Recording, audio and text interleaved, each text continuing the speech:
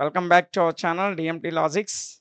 ఈ క్లాస్లో మనం వెస్ట్రన్ పొలిటికల్ థాట్ అనేటువంటి ఈ పేపర్లో యూనిట్ 1లో ఉన్నటువంటి మోస్ట్ ఇంపార్టెంట్ క్వశ్చన్స్ని డిస్కస్ చేయబోతున్నాం. సో ఫస్ట్ క్వశ్చన్ ఏంటి ఒకసారి చూడన్నానా. Explain the history of western political thought. Western political thought యొక్క హిస్టరీ గురించి, అంటే ప్రాచీన కాలం నుంచి ఇప్పటి వరకు ఈ వెస్ట్రన్ పొలిటికల్ థాట్ ఏ విధమైనటువంటి మార్పులకు గురైంది, దాని యొక్క బ్యాక్గ్రౌండ్ ఏంటి, దాని హిస్టరీ ఏంటి అనేది ఎక్స్ప్లెయిన్ చేయమని అడిగాడు. సో మనం ఈ ఫస్ట్ యూనిట్లో అత్యంత మోస్ట్ ఇంపార్టెంట్గా దీన్ని ఎక్కువగా కన్సిడర్ చేస్తున్నాం. ఓకేనా. సో ఏంటి వెస్ట్రన్ పొలిటికల్ థాట్ అంటే ఏంటి, దాని హిస్టరీ ఏంటో సో వివరంగా నేర్చుకుందాం. ఫస్ట్ వన్ వచ్చేసి political thought as we understand it today was the invention of Greeks. Political థాట్ని గ్రీకుల యొక్క ఆవిష్కరణగా ఈరోజు మనం అర్థం చేసుకున్నాం. అంటే ప్రస్తుత కాలంలో పొలిటికల్ థాట్ అంటే అది గ్రీకుల యొక్క ఆవిష్కరణ అనేటువంటి ఉద్దేశంలో అర్థం చేసుకుంటాం. ఓకేనా. It was much influenced by polis or city state.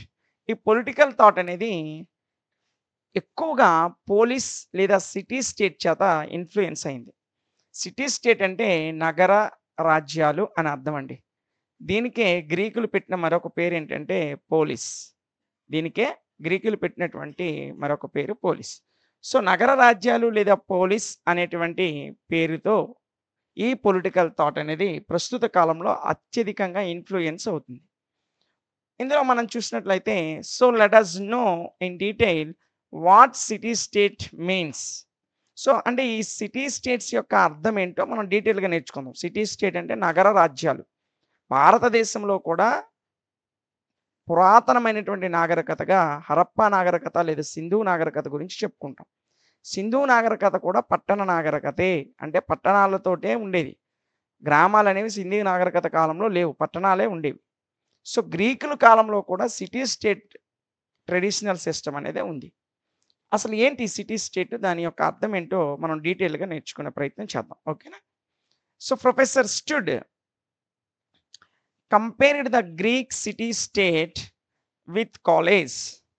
Professor స్టుడ్ గ్రీకుల యొక్క సిటీ స్టేట్ని ఏ విధంగా కంపేర్ చేశాడంటే కాలేజ్తో కంపేర్ చేశాడు.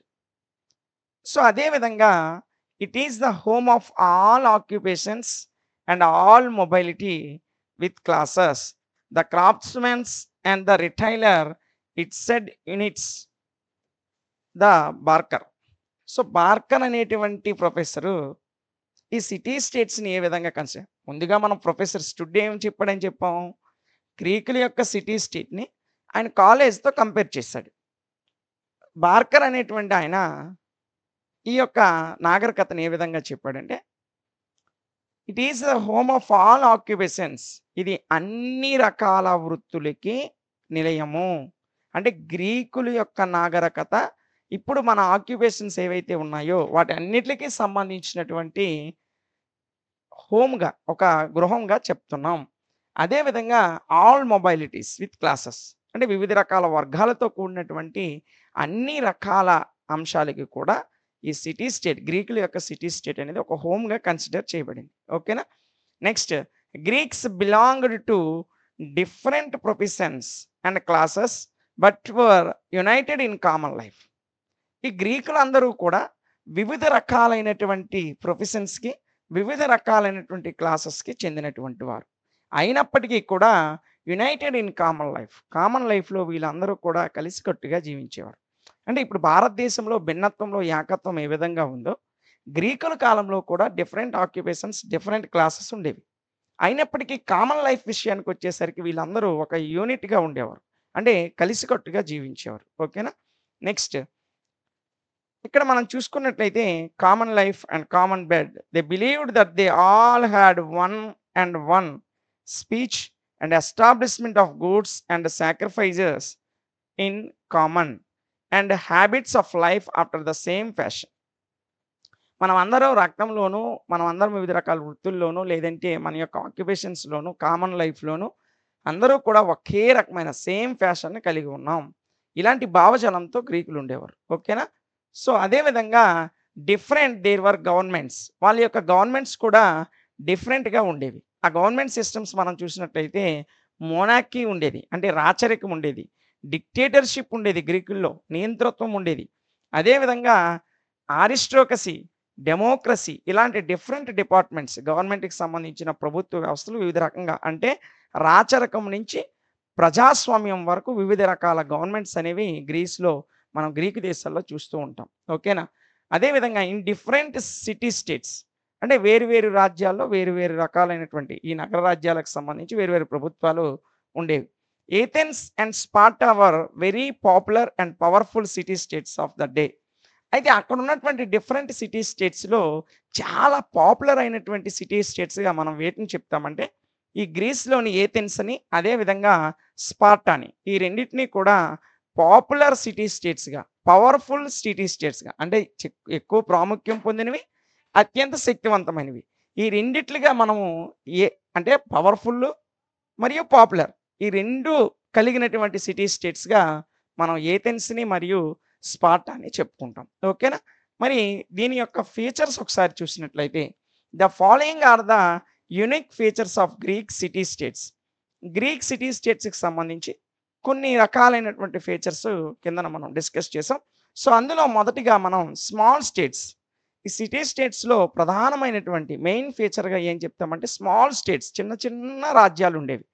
సో, ఇక్కడ మనం చూసినట్లయితే ఇన్ ఏన్షియంట్ గ్రీస్ అంటే 15థ్ సెంచరీలో బిఫోర్ క్రైస్ట్ క్రీస్తు పూర్వము 5వ శతాబ్దం టైంలో గ్రీస్‌లో people lived in city states. ప్రజలు సిటీ స్టేట్స్‌లో నివసించేవారు.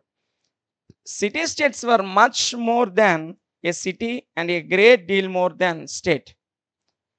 ఆ సిటీ స్టేట్స్ ఎలాగుండేవంటే సిటీ కంటే పెద్దవిగాను, అదే విధంగా స్టేట్ కంటే పెద్దవిగాను ఉండేవి. అయితే they were small both in area and population.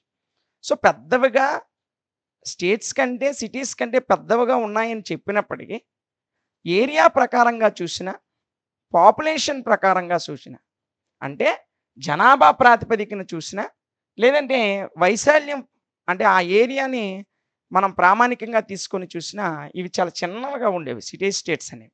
చెప్పడానికైతే అవి సిటీ కంటే, స్టేట్ కంటే పెద్దవిగా ఉన్నాయని చెప్తారు గానీ, వాస్తవానికి ఏరియా ప్రకారంగా చూసినా, పాపులేషన్ జనాభా ప్రకారంగా చూసినా సిటీ స్టేట్స్ అనేవి చాలా చిన్నవిగా ఉండేవి ఆ రోజుల్లో.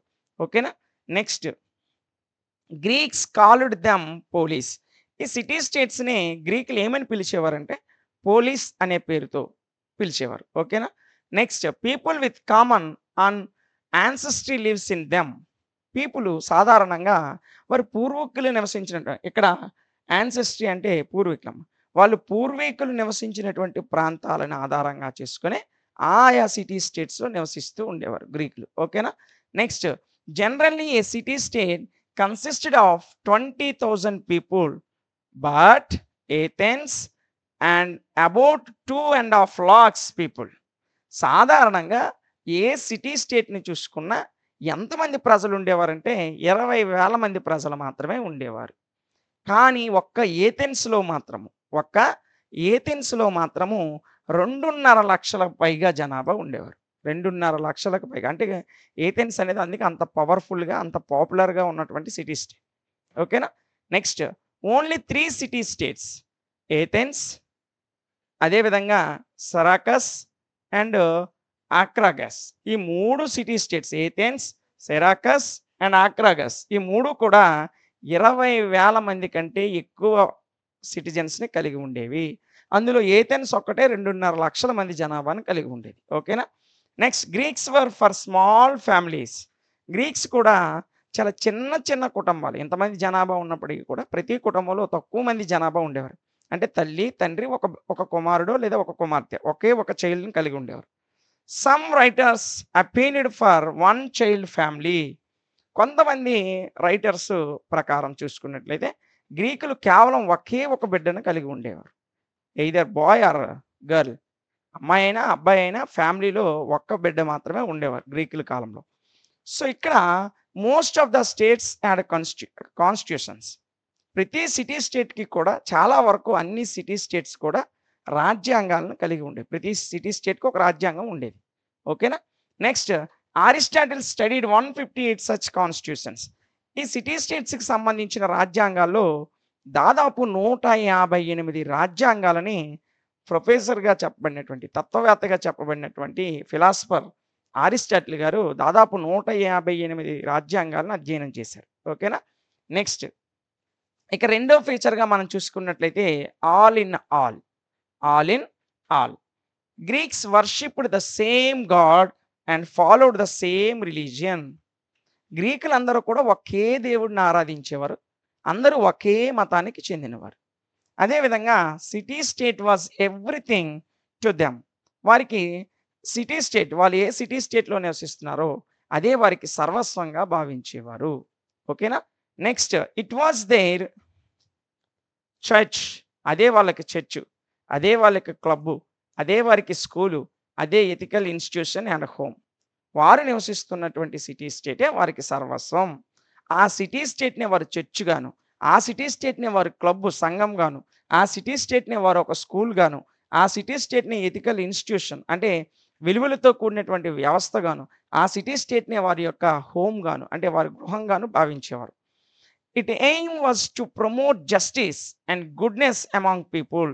దీని యొక్క ప్రధానమైన ఉద్దేశ్యం ఏంటంటే, ప్రజల మధ్య సమానమైనటువంటి జస్టిస్, సమానమైనటువంటి గుడ్‌నెస్‌ని ప్రమోట్ చేయడమే దాని యొక్క ప్రధాన లక్ష్యంగా చెప్పబడింది. It was regarded as supreme association. ఈ సిటీ స్టేట్ అనేది ఒక సుప్రీం అసోసియేషన్‌గా రిగార్డెడ్ చేయబడింది. అంటే దాని యొక్క సుప్రీం అసోసియేషన్‌కి సంబంధించినటువంటిదిగా మనం ఈ సిటీ స్టేట్‌ని చెప్తాం. గ్రీకుల యొక్క సుప్రీం అసోసియేషన్ ఏది అంటే సిటీ స్టేటే. ఓకేనా? The subject that studied about police was known as politics. ఈ పోలీస్ గురించి అధ్యయనం చేయడాన్నే మనం పాలిటిక్స్ అనేటువంటి పేరుతో చెప్పుకుంటాం. It was regarded A master science. ఈ పాలిటిక్స్ అనేది మాస్టర్ సైన్స్‌కి సంబంధించినటువంటి అంశం. ఓకేనా? నెక్స్ట్ థర్డ్ ఫేజ్ రేటో చూడండి. Direct democracy. ఇక్కడ ప్రత్యక్ష ప్రజాస్వామ్య వ్యవస్థ అమల్లో ఉండేది గ్రీస్‌లో. అందుకే ప్రజాస్వామ్యానికి పుట్టినిల్లు అని మనం గ్రీస్‌ని చెప్పుకుంటాం. ఓకేనా? So, Greeks were freedom loving people. Greeks freedom loving పీపుల్‌ని అంటే చూడండి, Greeks were freedom loving people. అంటే వాళ్ళు ఎక్కువగా స్వేచ్ఛను ఇష్టపడేటువంటి ప్రజలు. అదే విధంగా they believed in free citizenship in a free state. వాళ్ళు ఏమి విశ్వసించేవారంటే, ఒక ఫ్రీ స్టేట్‌లో మాత్రమే ఫ్రీ సిటిజన్‌షిప్ అనేది దొరుకుతుంది. స్వేచ్ఛాపూరితమైనటువంటి రాజ్యాల్లోనే అందరికీ కూడా స్వేచ్ఛ లభిస్తుంది అనేటువంటి విషయాన్ని వాళ్ళు ఎక్కువగా విశ్వసించేవారు. For them city state become a synonym for democracy. గ్రీకులకు సంబంధించినంత వరకు ఈ సిటీ స్టేట్ అనేది డెమోక్రసీకి ఒక సినోనిమ్‌గా నిలిచింది. అంటే డెమోక్రసీ సిస్టమ్‌లో ఏ విధంగా ఉంటుందో సిటీ స్టేట్‌లో అదే విధంగా ఉంటుంది. ఓకేనా? Next Plato's ideal state considered and 5040 people. ప్రముఖ ఫిలాసఫర్ అయినటువంటి ప్లేటో ఐడియాలజీ ప్రకారం ఒక స్టేట్ అనేది 5040 మంది ప్రజలను కలిగి ఉండేది. ఎవరి ప్రకారం? ప్లేటో ప్రకారం. So, as the states were small both in area and population, everyone has known to everyone. Plato చెప్పినటువంటి స్టేట్స్‌లో 5040 మంది ప్రజలు ఉండేవారు. వీళ్ళు ఏరియా పరంగా చూసినా, పాపులేషన్ పరంగా చూసినా ఈ సిటీ స్టేట్స్ అనేవి చాలా చిన్నవిగా ఉండేవి. అంతే కాకుండా ఇక్కడ ప్రధానమైన ఇంకొక విషయం ఏంటంటే, ఆ సిటీ స్టేట్‌లో ప్రతి ఒక్కరు ప్రతి ఒక్కరికి తెలిసే ఉండేవారు. అంటే ఆ సిటీ స్టేట్‌లో ఉన్న ప్రతి ఒక్కరు ఇంకొకరికి తెలిసిన వారే. అంటే ఒకరికొకరు తెలిసిన వాళ్ళే ఉండేవారు. కొత్త వ్యక్తులు ఎవరు ఉండేవారు కాదు.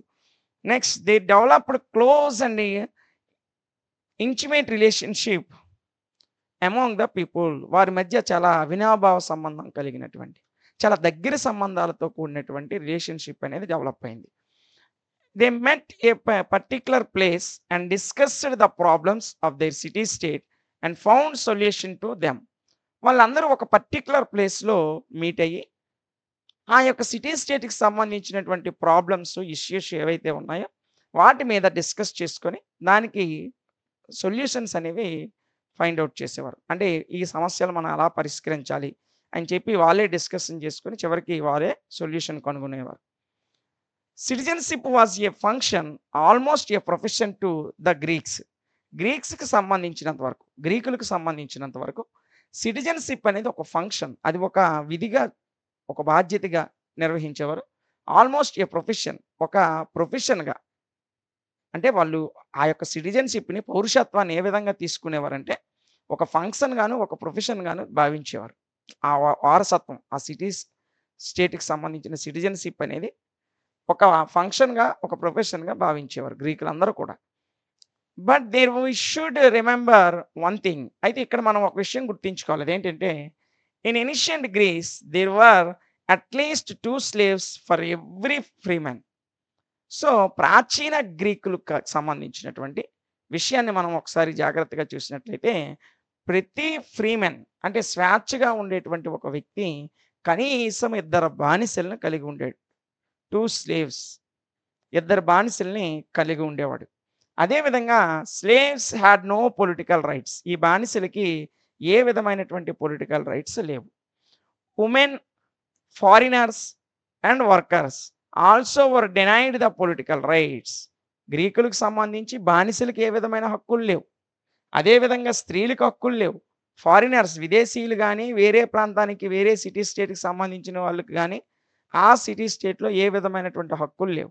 అదే విధంగా అక్కడ వర్కర్స్ ఎవరైతే ఉన్నారో, ఈ కార్మికులకు కూడా ఏ విధమైనటువంటి హక్కులు లేవు. మరి ఎవరికి హక్కులున్నాయి?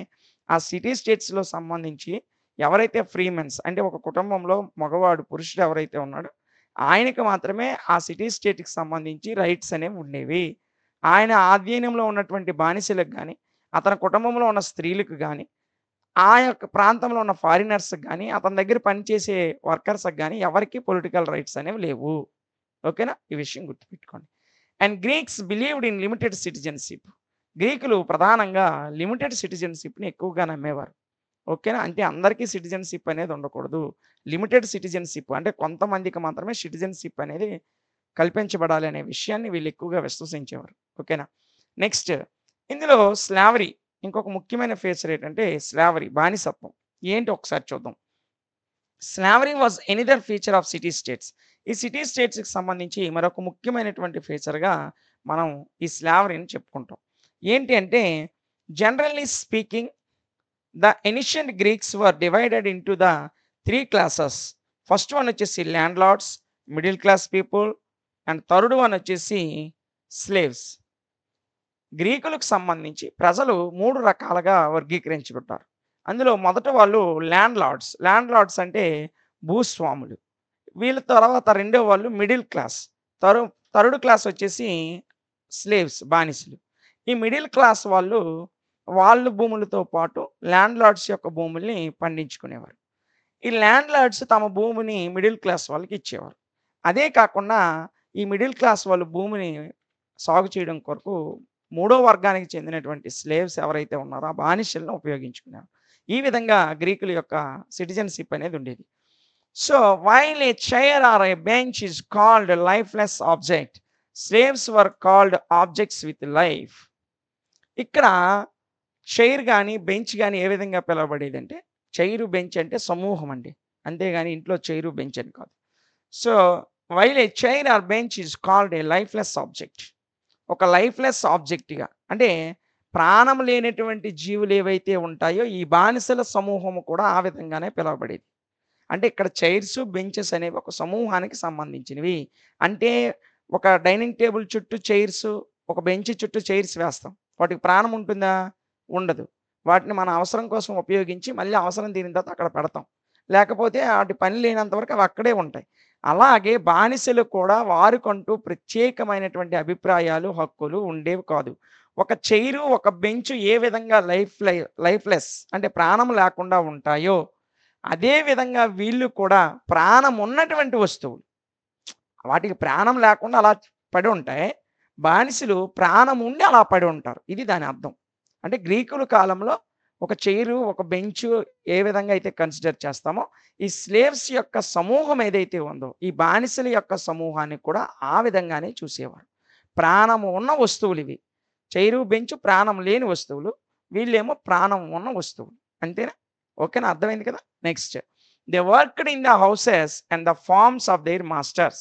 ఈ బానిసలు ఏం చేసేవారంటే, ఈ ఇళ్లల్లో పనిచేసేవారు. అదే విధంగా మాస్టర్స్ యొక్క ఫార్మ్స్ ఏవైతే ఉన్నాయో, పొలాలు, వ్యవసాయ క్షేత్రాలు ఏవైతే ఉన్నాయో, వాటిల్లో పనిచేసేవారు. Thus the masters of freemen found lot of time to study about the state, nature etcetera. అయితే ఈ మాస్టర్స్, ఈ యొక్క ఫ్రీమెన్‌కి సంబంధించిన మాస్టర్స్ ఎవరైతే ఉన్నారో, వాళ్ళు దీనికి సంబంధించిన స్టేట్‌కి సంబంధించినటువంటి లేదా స్టేట్ యొక్క నేచర్‌కి సంబంధించి స్టడీ చేస్తూ ఉండేవారు. Of the 1,20,000 people living in ancient Athens. మనం ప్రాచీన కాలంలో ఏథెన్స్ ప్రాంతాన్ని చూసినట్లయితే అక్కడ 1,20,000 మంది ప్రజలు నివసిస్తూ ఉండేవారు. About 80,000 were slaves. అందులో 80,000 మంది బానిసలు. చూడండి. ఈ 80,000 మంది 1,20,000 మంది ప్రజల్లో నివసిస్తే ఆ 1,20,000 మందిలో 80,000 మంది బానిసలే. బానిసలు చూడండి. అందుకే వీళ్ళని ప్రాణం ఉన్న వస్తువులు అన్నాం. 1,20,000లో వీళ్ళు 80,000 మంది అంటే మిగతా వాళ్ళు 40,000 మందే. అంటే ఇద్దరు ఒకడిని కొట్టలేరా? కొట్టగలరు గదా! సో, కానీ బానిసలనేవారు ఖచ్చితంగా ఆ ఫ్రీమెన్ కింద పాపం మగ్గిపోతూ ఉండేవారు. చూడండి 1,20,000 మందిలో 80,000 మంది బానిసలంటే 40,000 మంది మాత్రమే రైట్స్ కలిగి ఉండేవారు. మిగతా 80,000 మందికి ఏ విధమైనటువంటి రైట్స్ లేవు. ఓకేనా? Next like any other commodity slave also become a saleable commodity during those times. ఏ వర్గానికి చెందినవాడైనప్పటికీ ఒక స్లేవ్ అనేవాడు ఆ సేలబుల్ కమోడిటీ ఏదైతే ఉందో దానికే చెందినవాడు. అంటే ఆ రోజుల్లో బానిసల వ్యాపారం జరిగేదండి. ఫ్రాన్స్ లాంటి దేశాల్లో చూసినట్లే గ్రీక్‌లో చాలా ప్రాంతాల్లో బానిసలు కొనుక్కునేవారు. సో, ఇప్పుడు మన దగ్గర ఉన్నటువంటి పశువులు పని చేయకపోతే, లేకపోతే మాట వినకపోతే సంతకు తీసుకెళ్ళి అమ్మేస్తాం. అదే విధంగా ఏన్షియంట్ గ్రీక్‌లో ప్రాచీన గ్రీక్ రోజుల్లో వారి దగ్గర ఉన్నటువంటి బానిసలు సరిగ్గా పని చేయకపోయినా, ఒకవేళ ఏవైనా వాళ్ళలో లోపాలున్నా, అనారోగ్య సమస్యలున్నా, ఏది చేసినా వాళ్ళు తీసుకొనెళ్ళి తక్కువ ధరకు సంతల్లో అమ్మేసేవారు. అంటే మనం ఇప్పుడు పశువులు ఏ విధంగా సంతలో అమ్ముకుంటామో, వారు ఆ టైంలో బానిసలను అమ్ముకునేవారు. ఓకేనా? అమ్ముకోవడం, కొనుక్కోవడం అనేది జరిగేది ఆ రోజుల్లో. Next good life. ఈ సిటీ స్టేట్‌కి సంబంధించి మరొక ముఖ్యమైనటువంటి ఫీచర్ ఏంటంటే good life. So, Greeks believed that the state came into existence for the sake of life and continues to exist for the sake of good life. Greeks sake of లైఫ్‌కి సంబంధించి ఏమని విశ్వసించేవారంటే, came into the existence for the sake of life and continues to exist for the sake of good life. అంటే వారు ఉన్నటువంటి జీవితం ఏదైతే ఉందో, అంటే వారు అనుభవిస్తున్నటువంటి జీవితాన్ని ఒక మంచి జీవితంగా కన్వర్ట్ చేసుకోవడం కోసం. అంటే ఒక ఉన్నతమైనటువంటి సదుపాయాలతో కూడినటువంటి జీవితాన్ని అనుభవించడం కొరకు ఎక్కువగా గ్రీకులు ప్రాధాన్యతనిచ్చేవారు. ఇంకా చూసుకున్నట్లయితే they had great admiration for city states. Greeks never found it sufficient to know man's name and his father's name, but always required the name of his police or as well as said CL vapour. ఇక్కడ CL Wayper అనేటువంటి philosopher ప్రకారం ఈయన గ్రీకులకు సంబంధించి ఒక అద్భుతమైన విషయం చెప్పాడు. ఏంటంటే వీళ్ళకంటూ ఒక పేరు గాని, వాళ్ళ నాన్న పేరు గాని వాళ్ళకి తెలీదు. మరి వాళ్ళు ఏ పేరుతో పిలవబడేవారంటే, వాళ్ళు ఏ పోలీస్‌లో జీవిస్తున్నారో, అంటే ఏ సిటీ స్టేట్‌లో నివసిస్తున్నారో, ఆ యొక్క పోలీస్ పేరు మీద ఆ గ్రీకులు పిలువబడేవారు. ఈ మాట ఎవరు చెప్పారంటే, సిఎల్ వ్యాపర్ అనేటువంటి ఫిలాసఫర్ చెప్పాడు. ఓకేనా? Next only through city states. వాళ్ళు సిటీ స్టేట్స్ ద్వారా మాత్రమే అలా కన్సిడర్ చేయబడేవారు. పలానా నగర రాజ్యానికి చెందినవాడు, ఇతను పలానా నగర రాజ్యానికి చెందినవాడు. ఆ పేరుతో పిలుచుకునేవారు అంతే. In short it interfered in every aspect of individual life. So, ప్రతి ఒక్కరికి కూడా ఒక ఇండివిడ్యువల్ లైఫ్ అనేది, వ్యక్తిగత జీవితం అనేది ఆ రోజుల్లో చాలా తక్కువ మందికి మాత్రమే ఉండేది. City states acted more like socialist states.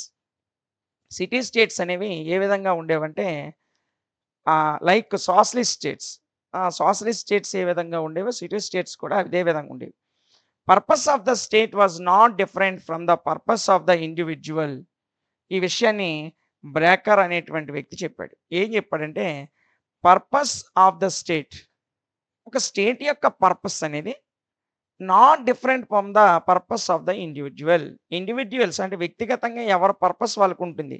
ఆ వ్యక్తిగత పర్పస్ ఏ విధంగా ఉంటుందో ఆ యొక్క స్టేట్ పర్పస్ కూడా అదే విధంగా ఉంటుంది. అంటే ఇవి 2 వేరు వేరు కాదు. ఒక వ్యక్తి తన ఇండివిడ్యువల్ పర్పస్, అతను నివసిస్తున్న స్టేట్ పర్పస్ ఒకటే కలిగి ఉంటారు. ఓకేనా? సో, ఈ విషయాన్ని తెలియజేసిన వాడు breaker. Life away from it was unthinkable to them. వాళ్ళ గురించి వాళ్ళు పెద్దగా ఆలోచించుకునేవారు కాదు.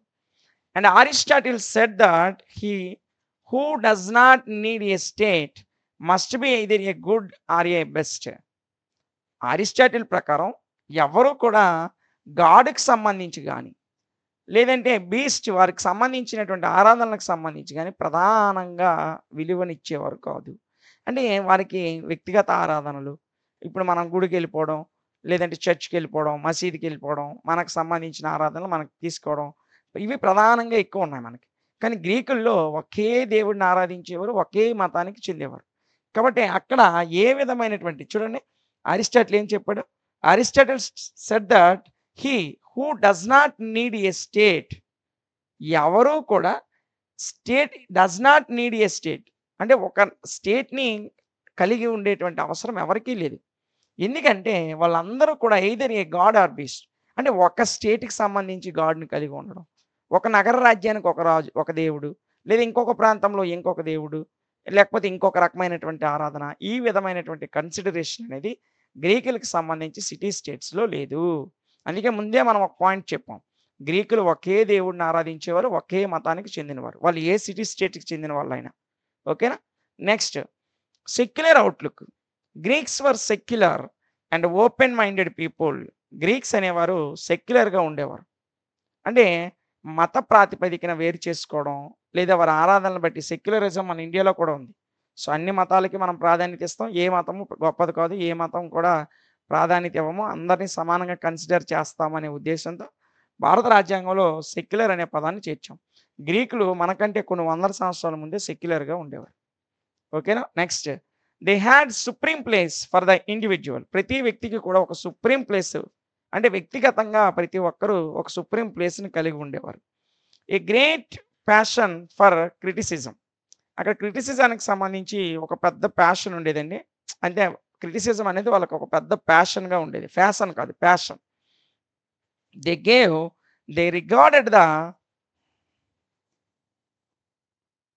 State ethical institution. ఆ యొక్క క్రిటికల్ ఫ్యాషన్‌కి సంబంధించి ఆ సుప్రీం ప్లేస్ ఏదైతే ఉందో వాళ్ళకి అది ఒక ఎథికల్ ఇన్‌స్టిట్యూషన్‌గా, స్టేట్‌కి సంబంధించి ఎథికల్ ఇన్‌స్టిట్యూషన్‌గా వాళ్ళు భావించేవారు. They followed the same religion. వాళ్ళందరూ ఒకే మతానికి చెందినవారు. అదే విధంగా వర్షిప్డ్ ద సేమ్ గాడ్. ఒకే దేవుడిని ఆరాధించేవారు. Practised the same customs and performed the community worship. ఒకే రకమైన ఆచార సంప్రదాయాలను ఆచరించేవారు. ఒకే రకమైనటువంటి కమ్యూనిటీ వర్షిప్‌ని కూడా కలిగి ఉండేవారు. State for them was their church. వారికి సంబంధించి వారి స్టేట్ ఏదైతే ఉందో అదే వాళ్ళకి church. There was no difference for them between politics and religion. గ్రీకుల కాలంలో మతానికి, పాలిటిక్స్‌కి ఏ విధమైనటువంటి డిఫరెన్స్ అనేది లేదు. వారి మతమే వారి యొక్క పాలిటిక్స్. వారి రిలీజియనే వారి పాలిటిక్స్. ఓకేనా? Next and they practised religious toleration and developed secular outlook. అయితే వాళ్ళెప్పుడూ కూడా సెక్యులర్ అవుట్‌లుక్‌కి సంబంధించి ఏ విధమైనటువంటి రిలీజియస్‌కి సంబంధించిన అంశాలను ప్రాక్టీస్ చేయబడలేదు. ఇక్కడ ఎట్ అనేది నెగెటివ్ మీనింగ్ ఇస్తది. సో, అంటే వాళ్ళందరూ ఒకటే మతం. ఇంక సెక్యులర్ ఇంకేముంటది? వాళ్ళందరూ వారి మతాన్నే వారి పాలిటిక్స్‌గా భావించేవారు. ఇంకా ప్రత్యేకమైనటువంటి పాలిటిక్స్ సిస్టమ్స్, ప్రజాస్వామ్య వ్యవస్థలో వ్యతిరేకత ఎలా వస్తది? రాదుగా. సో, అది వాళ్ళకి సంబంధించి ఒక గుడ్ లైఫే. నెక్స్ట్ వచ్చేసి open living. Ancient Greeks spent much of their time in the assembly or market place. ప్రాచీన గ్రీకుల కాలంలో ప్రజలు ఎక్కువగా అసెంబ్లీలో గాని, అంటే ఒక ఏదైనా ప్రజా సమూహాన్ని అసెంబ్లీ అని పిలుస్తాం. ఆ అసెంబ్లీలో గాని, మార్కెట్ ప్లేసుల్లో గాని ఎక్కువ టైమ్‌ని అక్కడే స్పెండ్ చేసేవారు. For them there was not much difference between their public and private lives. అందువలన వాళ్ళ పబ్లిక్ లైఫ్‌కి, ప్రైవేట్ లైఫ్‌కి పెద్ద డిఫరెంట్ ఉండేది కాదు. ఎందుకంటే అందరూ సమాజంలోనే ఉండేవారు.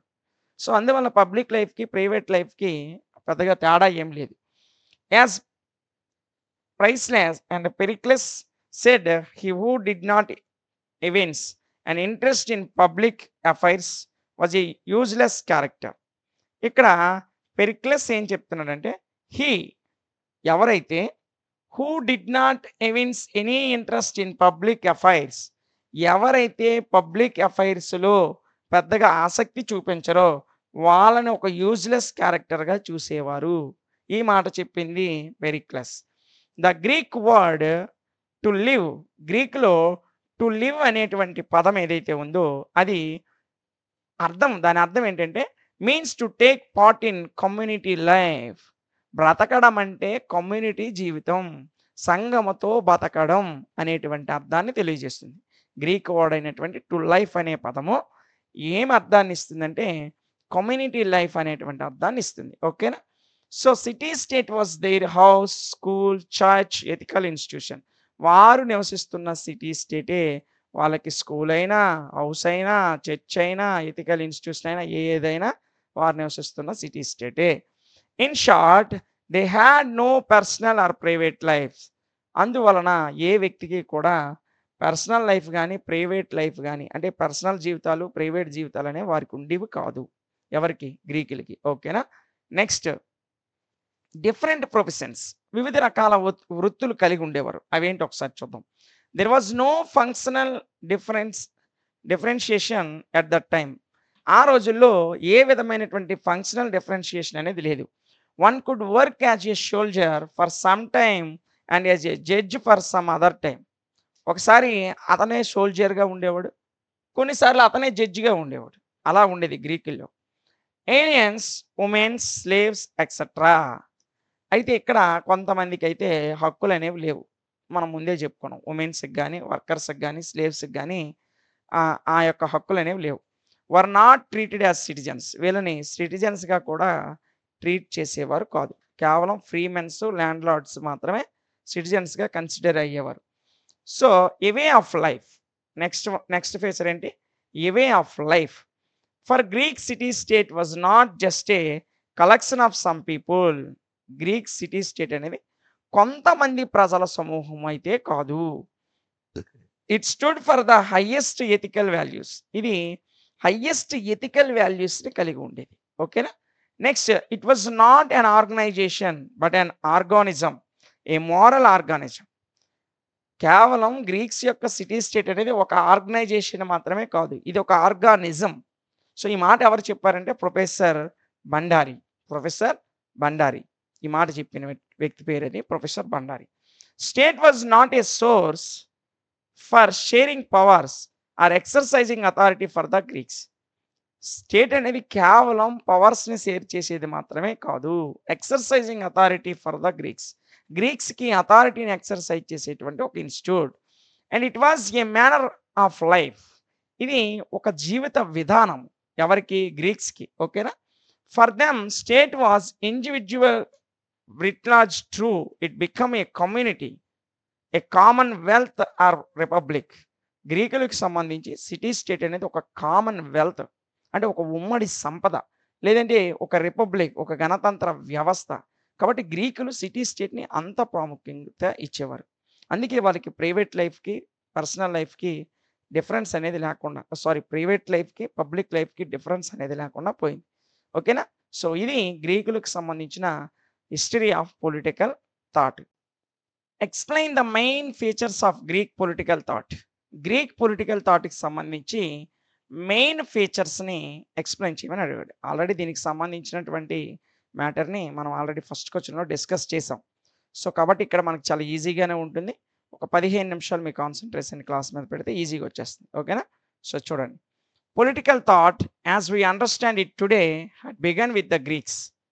మనము పొలిటికల్ థాట్ని ఈరోజు ఏ విధంగా అర్థం చేసుకుంటున్నామంటే అది గ్రీకుల యొక్క ఆవిష్కరణ, గ్రీకుల నుంచి ప్రారంభమైంది అనేటువంటి కోణంలో అర్థం చేసుకుంటున్నాం. ఓకేనా? They separated religion from politics and made the state a secular institution. గ్రీకులు రిలీజియన్ని, వారి మతాన్ని పాలిటిక్స్ నుంచి వేరు చేశారు. అంతేకాకుండా made the state a secular institution, వారు నివసిస్తున్న స్టేట్ని ఒక సెక్యులర్ ఇన్స్టిట్యూషన్గా ఏర్పాటు చేసుకున్నారు. Next they were rational and open minded people. వారందరూ కూడా రేషనల్ మరియు ఓపెన్ మైండెడ్ పీపుల్ అన్నమాట. ఎవరు? గ్రీకులు. They had a great passion for criticism and terrible hated for laws thinking as Barker said. ఇక్కడ మనం జాగ్రత్తగా చూసుకున్నట్లయితే గ్రీకులందరూ కూడా గ్రేట్ ప్యాషన్ ఫర్ క్రిటిసిజానికి సంబంధించి ఒక అత్యున్నతమైన ప్యాషన్ని కలిగి ఉండేవారు. And terrible hearted for laws thinking సంబంధించి చాలా టెర్రిబుల్గా హేట్ చేసేవారు. సో, ఇక్కడ బార్కర్ అనేటువంటి ప్రొఫెసర్ అంటే ఒక తత్వవేత్త, ఫిలాసఫరు ఏ విధంగా చెప్పాడంటే, they attempted to conceive of the universe in the light of reason. వీళ్ళు ఒక లైట్ ఆఫ్ రీజన్‌కి సంబంధించి అంటే విశ్వవ్యాప్తంగా పాలిటిక్స్‌లో మొట్టమొదటి దారి చూపించేవారుగా మనం ఎవరిని చెప్పుకుంటామంటే గ్రీకుల్ని చెప్పుకుంటాం. ఓకేనా? They gave importance to rule of law. They gave importance of rule of law. Then to the rule of an individual. వీళ్ళు రూల్ ఆఫ్ లాకి, రూల్ ఆఫ్ ఇండివిడ్యువల్‌కి ఎక్కువగా ప్రాధాన్యత ఇచ్చేవారు. ఇంపార్టెన్స్‌ని ఇచ్చేవారు. For them the purpose of the state was not different from the highest purpose of the individual. గ్రీకులకు సంబంధించినంత వరకు వ్యక్తిగత పర్పస్‌కి, స్టేట్ యొక్క పర్పస్‌కి ఏ విధమైనటువంటి డిఫరెన్షియేషన్ అనేది లేదు. ఓకేనా? అంటే వారి యొక్క పర్పస్ ఏదైతే ఉందో, ఇండివిడ్యువల్ పర్పస్ ఏదైతే ఉందో, అదే ఆ యొక్క స్టేట్ యొక్క పర్పస్‌గా ఉండేది. ఆ విషయాన్ని మీరు అర్థం చేసుకోవాలి. Next they regarded citizenship as a profession. వారికి సిటిజన్‌షిప్ అనేది ఒక ప్రొఫెషన్‌గా వాళ్ళు సిటిజన్‌షిప్‌ని ఒక ప్రొఫెషన్‌గా తీసుకునేవారు. They also discussed state in detail vital questions in politics like what is a who is a citizen. అంటే ఇక్కడ దే ఆల్సో డిస్కస్డ్ స్టేట్. వాళ్ళు స్టేట్ అంటే ఏంటి అనేటువంటి అంశం మీద డిస్కస్ చేసేవారు.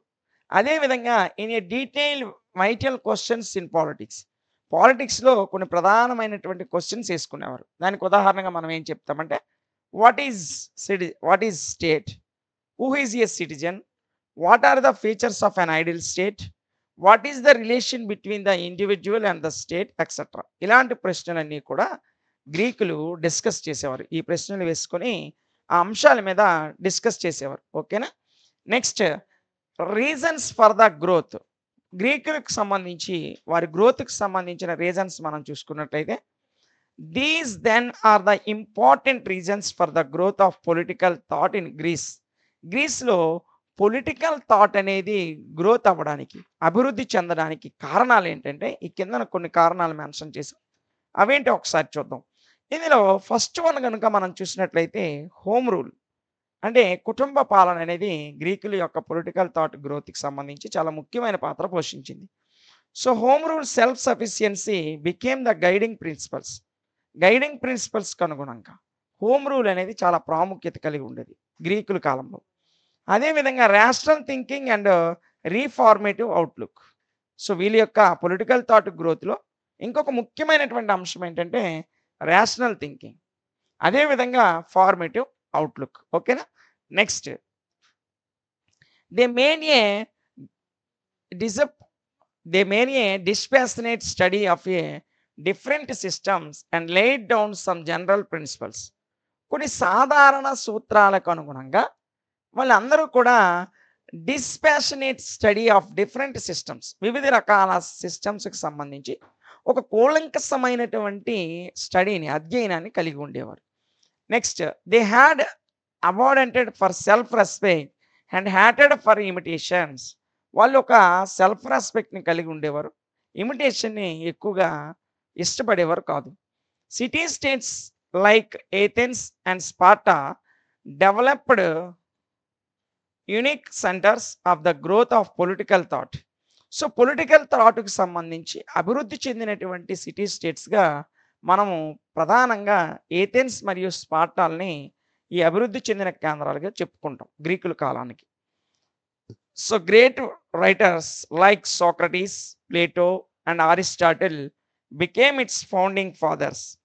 అయితే ఈ పొలిటికల్ థాట్‌కి సంబంధించి ఫాదర్స్‌గా అంటే పితామహులుగా మనం ఎవరిని చెప్పుకుంటామంటే సోక్రటీస్, ప్లేటో, అరిస్టాటిల్ లాంటి ఫిలాసఫర్స్‌ని ఫాదర్ ఆఫ్ పొలిటికల్ థాట్స్‌గా మనం చెప్పుకుంటాం. ఓకేనా? Next Greeks were gifted with a clear, flexible and excellent language quite suitable to express their subtle. గ్రీకులు ఒక క్లియర్, ఫ్లెక్సిబుల్, ఎక్సలెంట్ లాంగ్వేజ్ అంటే చాలా స్పష్టంగా, చాలా స్థిరంగా, ఎటువంటి మార్పులు, చేర్పులకు లోను కాకుండా వారికి సూట్ అయ్యేటువంటి, వారి ఎక్స్‌ప్రెషన్‌కి సూట్ అయినటువంటి ఒక ఎక్సలెంట్ లాంగ్వేజ్‌ని గ్రీకులు కలిగి ఉండేవారు. And serine and pregnant thoughts అంటే ఇక్కడ ప్రాముఖ్యమైనటువంటి ఆలోచనలు. సో, వారి ఆలోచనలు, అభిప్రాయాలు, వారి విషయాలు వీటన్నిటిని మనం చూసుకున్నట్లయితే దానికి సూట్ అయ్యేటువంటి సూటబుల్ ఎక్స్‌ప్రెషన్స్ అంటే వారి అభిప్రాయాలను ఎక్స్‌ప్రెస్ చేయడం. వాళ్ళ థాట్స్, ఆలోచనలను ఎక్స్‌ప్రెస్ చేయడం. వీటన్నిటిని ఎక్స్‌ప్రెస్ చేయాలంటే ఒక క్లియర్ కట్ లాంగ్వేజ్ ఉండాలి. ఒక ఫ్లెక్సిబుల్ లాంగ్వేజ్ ఉండాలి. ఒక ఎక్సలెంట్ లాంగ్వేజ్ అనేది ఉండాలి. అది వారు కలిగి ఉన్నారు. ఎవరు? గ్రీకులు కలిగి ఉన్నారు. అందుకే అది వాళ్ళ యొక్క గ్రోత్‌కి అంటే ఈ పొలిటికల్ థాట్ యొక్క గ్రోత్‌కి సంబంధించి ప్రధానమైనటువంటి కారణంగా ఈ యొక్క లాంగ్వేజ్ అనేది ఒక ముఖ్యమైన విషయంగా నిలిచింది. ఓకేనా? నెక్స్ట్ దీని యొక్క ఫీచర్స్ ఏంటో ఒకసారి చూద్దాం. The following are the unique features of Greek political thought. ఈ గ్రీక్ పొలిటికల్ థాట్స్‌లో ప్రధానంగా మనం ముఖ్యమైన ఫీచర్స్‌గా ఏం చెప్పుకుంటామంటే ముందు స్టేట్ నాన్న. ఫస్ట్ ఫీచర్ ఏంటి? స్టేట్. గ్రీకులకు సంబంధించి స్మాల్ సిటీ స్టేట్స్ అనేవి ఉండేవి. సో, అవేంటో ఒకసారి చూద్దాం. State according to Greeks was a man made institution. గ్రీకుల ప్రకారము స్టేట్ అంటే ఒక మ్యాన్ మేడ్ ఇన్‌స్టిట్యూషన్. అంటే వ్యక్తుల చేత నిర్మించబడినటువంటి వ్యవస్థనే స్టేట్ అని పిలిచేవారు. There was no place for divinity of force in the establishment of the state. ఈ స్టేట్‌కి సంబంధించి ఏ విధమైనటువంటి ప్లేస్ గాని, ఏ విధమైనటువంటి ఒక ప్రాంతం గాని కల్పించడం అనేది జరగలేదు. So, they believed that the state came into existence for the sake of life and continued to exist for the sake of good life. వాళ్ళు వాళ్ళు ఏర్పరుచుకున్న స్టేట్ ఏదైతే ఉందో, అది వారి యొక్క గుడ్ లైఫ్‌కి సంబంధించి, వారి యొక్క మంచి జీవితానికి అంటే ఒక రకంగా చెప్పాలంటే వెల్ డెవలప్డ్ ఇండివిడ్యువల్ లైఫ్స్‌కి సంబంధించి ఒక ప్రధానమైనటువంటి వ్యవస్థగా ఈ స్టేట్‌ని నమ్మేవారు వాళ్ళు. Next they had great regard and admiration for the city state. People believed that they could attain their best slaves only through the city states. So, ఈ సిటీ స్టేట్స్ ద్వారా అప్పుడున్నటువంటి ప్రజలు ఒక బెస్ట్ సెల్ఫ్స్‌ని అంటే వ్యక్తిగతంగా ఒక మంచి జీవితాలను కలిగి ఉండేవారు. అంటే వ్యక్తిగతమైనటువంటి జీవితం అంటే సంతృప్తికరమైనటువంటి జీవితాన్ని కలిగి ఉండేవారు. Life away from it was simply unthinkable to them. As Aristotle said, a person who does not need a state must be either a god or a beast. అంటే గాడ్ గాని, బీస్ట్ గాని లేకుండా ఏ విధమైనటువంటి స్టేట్‌ని కలిగి ఉండేవారు కాదు. అదే విధంగా so, the city states could interference in every aspect of individuals life. వ్యక్తిగత జీవితానికి సంబంధించి సిటీ స్టేట్స్ అనేవి ఇంటర్ఫియర్ అవుతూ ఉండేవి. For them it was not just collection of some individuals. గ్రీకులకు సంబంధించి సిటీ స్టేట్ అనేది ఒక కలెక్షన్ ఆఫ్ సమ్ ఇండివిడ్యువల్స్‌గా అయితే ఉండేది కాదు. అంటే ఓన్లీ సిటీ స్టేట్ అంటే కలెక్షన్ ఆఫ్ సమ్ ఇండివిడ్యువల్స్. కొంతమంది వ్యక్తుల సమూహమే సిటీ స్టేట్స్ కాదు. It stood for the highest ethical values. ఈ సిటీ స్టేట్ అనేది ఉన్నతమైనటువంటి ఎథికల్ వాల్యూస్‌ని కలిగి ఉండేది. It was not an organisation but an organism. ఇది కేవలం ఒక ఆర్గనైజేషన్ మాత్రమే కాదు.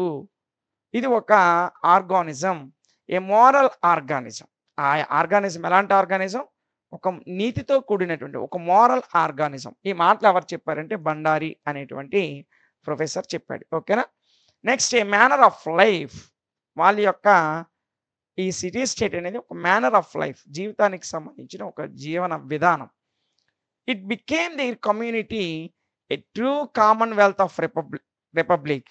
Above all the Greeks developed the concepts of justice, freedom, state government, political obligation, democracy and sovereignty. వాళ్ళు జస్టిస్‌ని కలిగి ఉండేవారు. ఫ్రీడమ్‌ని కలిగి ఉండేవారు. స్టేట్ గవర్నమెంట్ పాలిటిక్స్‌ని, ఆబ్లిగేషన్ ఆఫ్ డెమోక్రసీని, అదే విధంగా సావరెయింటీ సార్వభౌమాధికారాన్ని గ్రీకులు ఆ కాలంలోనే కలిగి ఉండేవారు. ఓకేనా? నెక్స్ట్ ఫీచర్ వచ్చేసి సిటిజన్‌షిప్, పౌరుషత్వం. ఓకేనా? వారు ఏ ప్రాంతానికి చెందినవారో దేశ పౌరుషత్వం అంటాం కదా! సో, ఆ పౌరుషత్వం కూడా ఇక్కడ మెయిన్ ఫీచర్‌గా గ్రీకుల యొక్క పొలిటికల్ థాట్‌లో మనం చెప్పుకుంటాం. Citizenship set that a real citizen is one who actively participate in justice and legislation. ఎవరైతే జస్టిస్‌లోను, లెజిస్లేషన్‌లోను యాక్టివ్‌గా పార్టిసిపేట్ చేస్తారో వారినే సిటిజన్గా గుర్తించేవారు. ఓకేనా. Next Pericles and said that who does not evince any interest in public affairs is a useless character. ఇక్కడ మీరు పెరిక్లెస్ చెప్పినటువంటి మాటలు చూస్తున్నారు. ఈ పెరిక్లెస్ ఒక మాట అన్నాడు. ఎవరైతే పొలిటికల్ ఇంట్రెస్ట్‌లో, పబ్లిక్ అఫైర్స్‌లో ఇంట్రెస్ట్ చూపించరో వారిని ఒక యూజ్‌లెస్ క్యారెక్టర్‌గా చూసేవారు. ఎప్పుడు? ఏన్షియంట్ గ్రీక్, ప్రాచీన గ్రీకుల కాలంలో. According to Greek citizenship was the capacity to rule and to be ruled. అంటే నియమాలకు అనుగుణంగా వారికి వారే రూల్స్ అండ్ రెగ్యులేషన్స్ పెట్టుకొని rule and to be ruled. అంటే రూల్స్ పెట్టుకొని పరిపాలించుకునేవారు. ఆ రూల్స్‌కి అనుగుణంగా పరిపాలించారు. అంటే రూల్స్ ఏర్పాటు చేసేది సిటిజన్‌లే. ఆ రూల్స్ చేత తమను తాము పరిపాలించుకునేది కూడా వారే. సో, ఇది గ్రీక్స్ యొక్క సిటిజన్‌షిప్. They took it is a duty as well as profession. వాళ్ళు ఈ సిటిజన్‌షిప్‌ని ఒక డ్యూటీగా, అంటే ఒక విధిగా మరియు ఒక ప్రొఫెషన్, ఒక వృత్తిగా భావించేవారు. ఓకేనా. Next military training was imposed a qualification for enjoying citizenship rights. Military training అనేది సిటిజన్‌షిప్‌ని ఎంజాయ్ చేయడానికి ఒక క్వాలిఫికేషన్‌గా నిలిచింది. Next for that reason women, workers and slaves are denied the political rights. ఈ మిలిటరీ ట్రైనింగ్ వుమెన్స్‌కి గాని, వర్కర్స్‌కి గాని, స్లేవ్స్ బానిసలకు గాని ఉండేది కాదు. అందువలన వీళ్ళకి పొలిటికల్ రైట్స్ అనేవి ఇవ్వబడలేదు. సిటిజన్ ఎవరైతే వాళ్ళకే పొలిటికల్ రైట్స్ ఉంటాయి గ్రీకుల కాలంలో. సో, వీళ్ళు సిటిజన్‌షిప్ పొందాలంటే మిలిటరీ ట్రైనింగ్ వాస్ ఇంపోజ్డ్. అంటే వాళ్ళు మిలిటరీ ట్రైనింగ్‌కి, అంటే శిక్షణాపరమైనటువంటి రక్షణకు సంబంధించినటువంటి శిక్షణా బాధ్యతలు కలిగి ఉండాలి. సో, వీళ్ళకి అవి కల్పించలేదు కాబట్టి వీళ్ళకి పొలిటికల్ రైట్స్, అంటే గ్రీకుల్లో సిటిజన్స్ ఫ్రీ మెన్స్‌కి మాత్రమే సిటిజన్‌షిప్ ఉండేది. వుమెన్స్‌కి గాని, వర్కర్స్‌కి గాని, స్లేవ్స్ బానిసలకు గాని ఉండేది కాదు. ఓకేనా. Next the Greeks thus developed the concept of limited citizenship. గ్రీకులు లిమిటెడ్ సిటిజన్‌షిప్ అనే కాన్సెప్ట్‌ని డెవలప్ చేశారు. అంటే కొంతమందికి మాత్రమే పౌరుషత్వము, మిగతా వారు బానిసలకు గాని, స్త్రీలకు గాని, వర్కర్‌లకు గాని సిటిజన్‌షిప్ లేదు అనేటువంటి ఒక లిమిటెడ్ సిటిజన్‌షిప్ అనే కాన్సెప్ట్‌ని డెవలప్ చేశారు. But it is surprising to note that Plato in his republic gave equal rights to both men and women. కానీ దీనికి వ్యతిరేకంగా ఆశ్చర్యకరమైనటువంటి ఒక విషయం, ప్లేటో తన రిపబ్లిక్ అనే గ్రంథంలో ఒక అద్భుతమైనటువంటి మాట రాశాడు.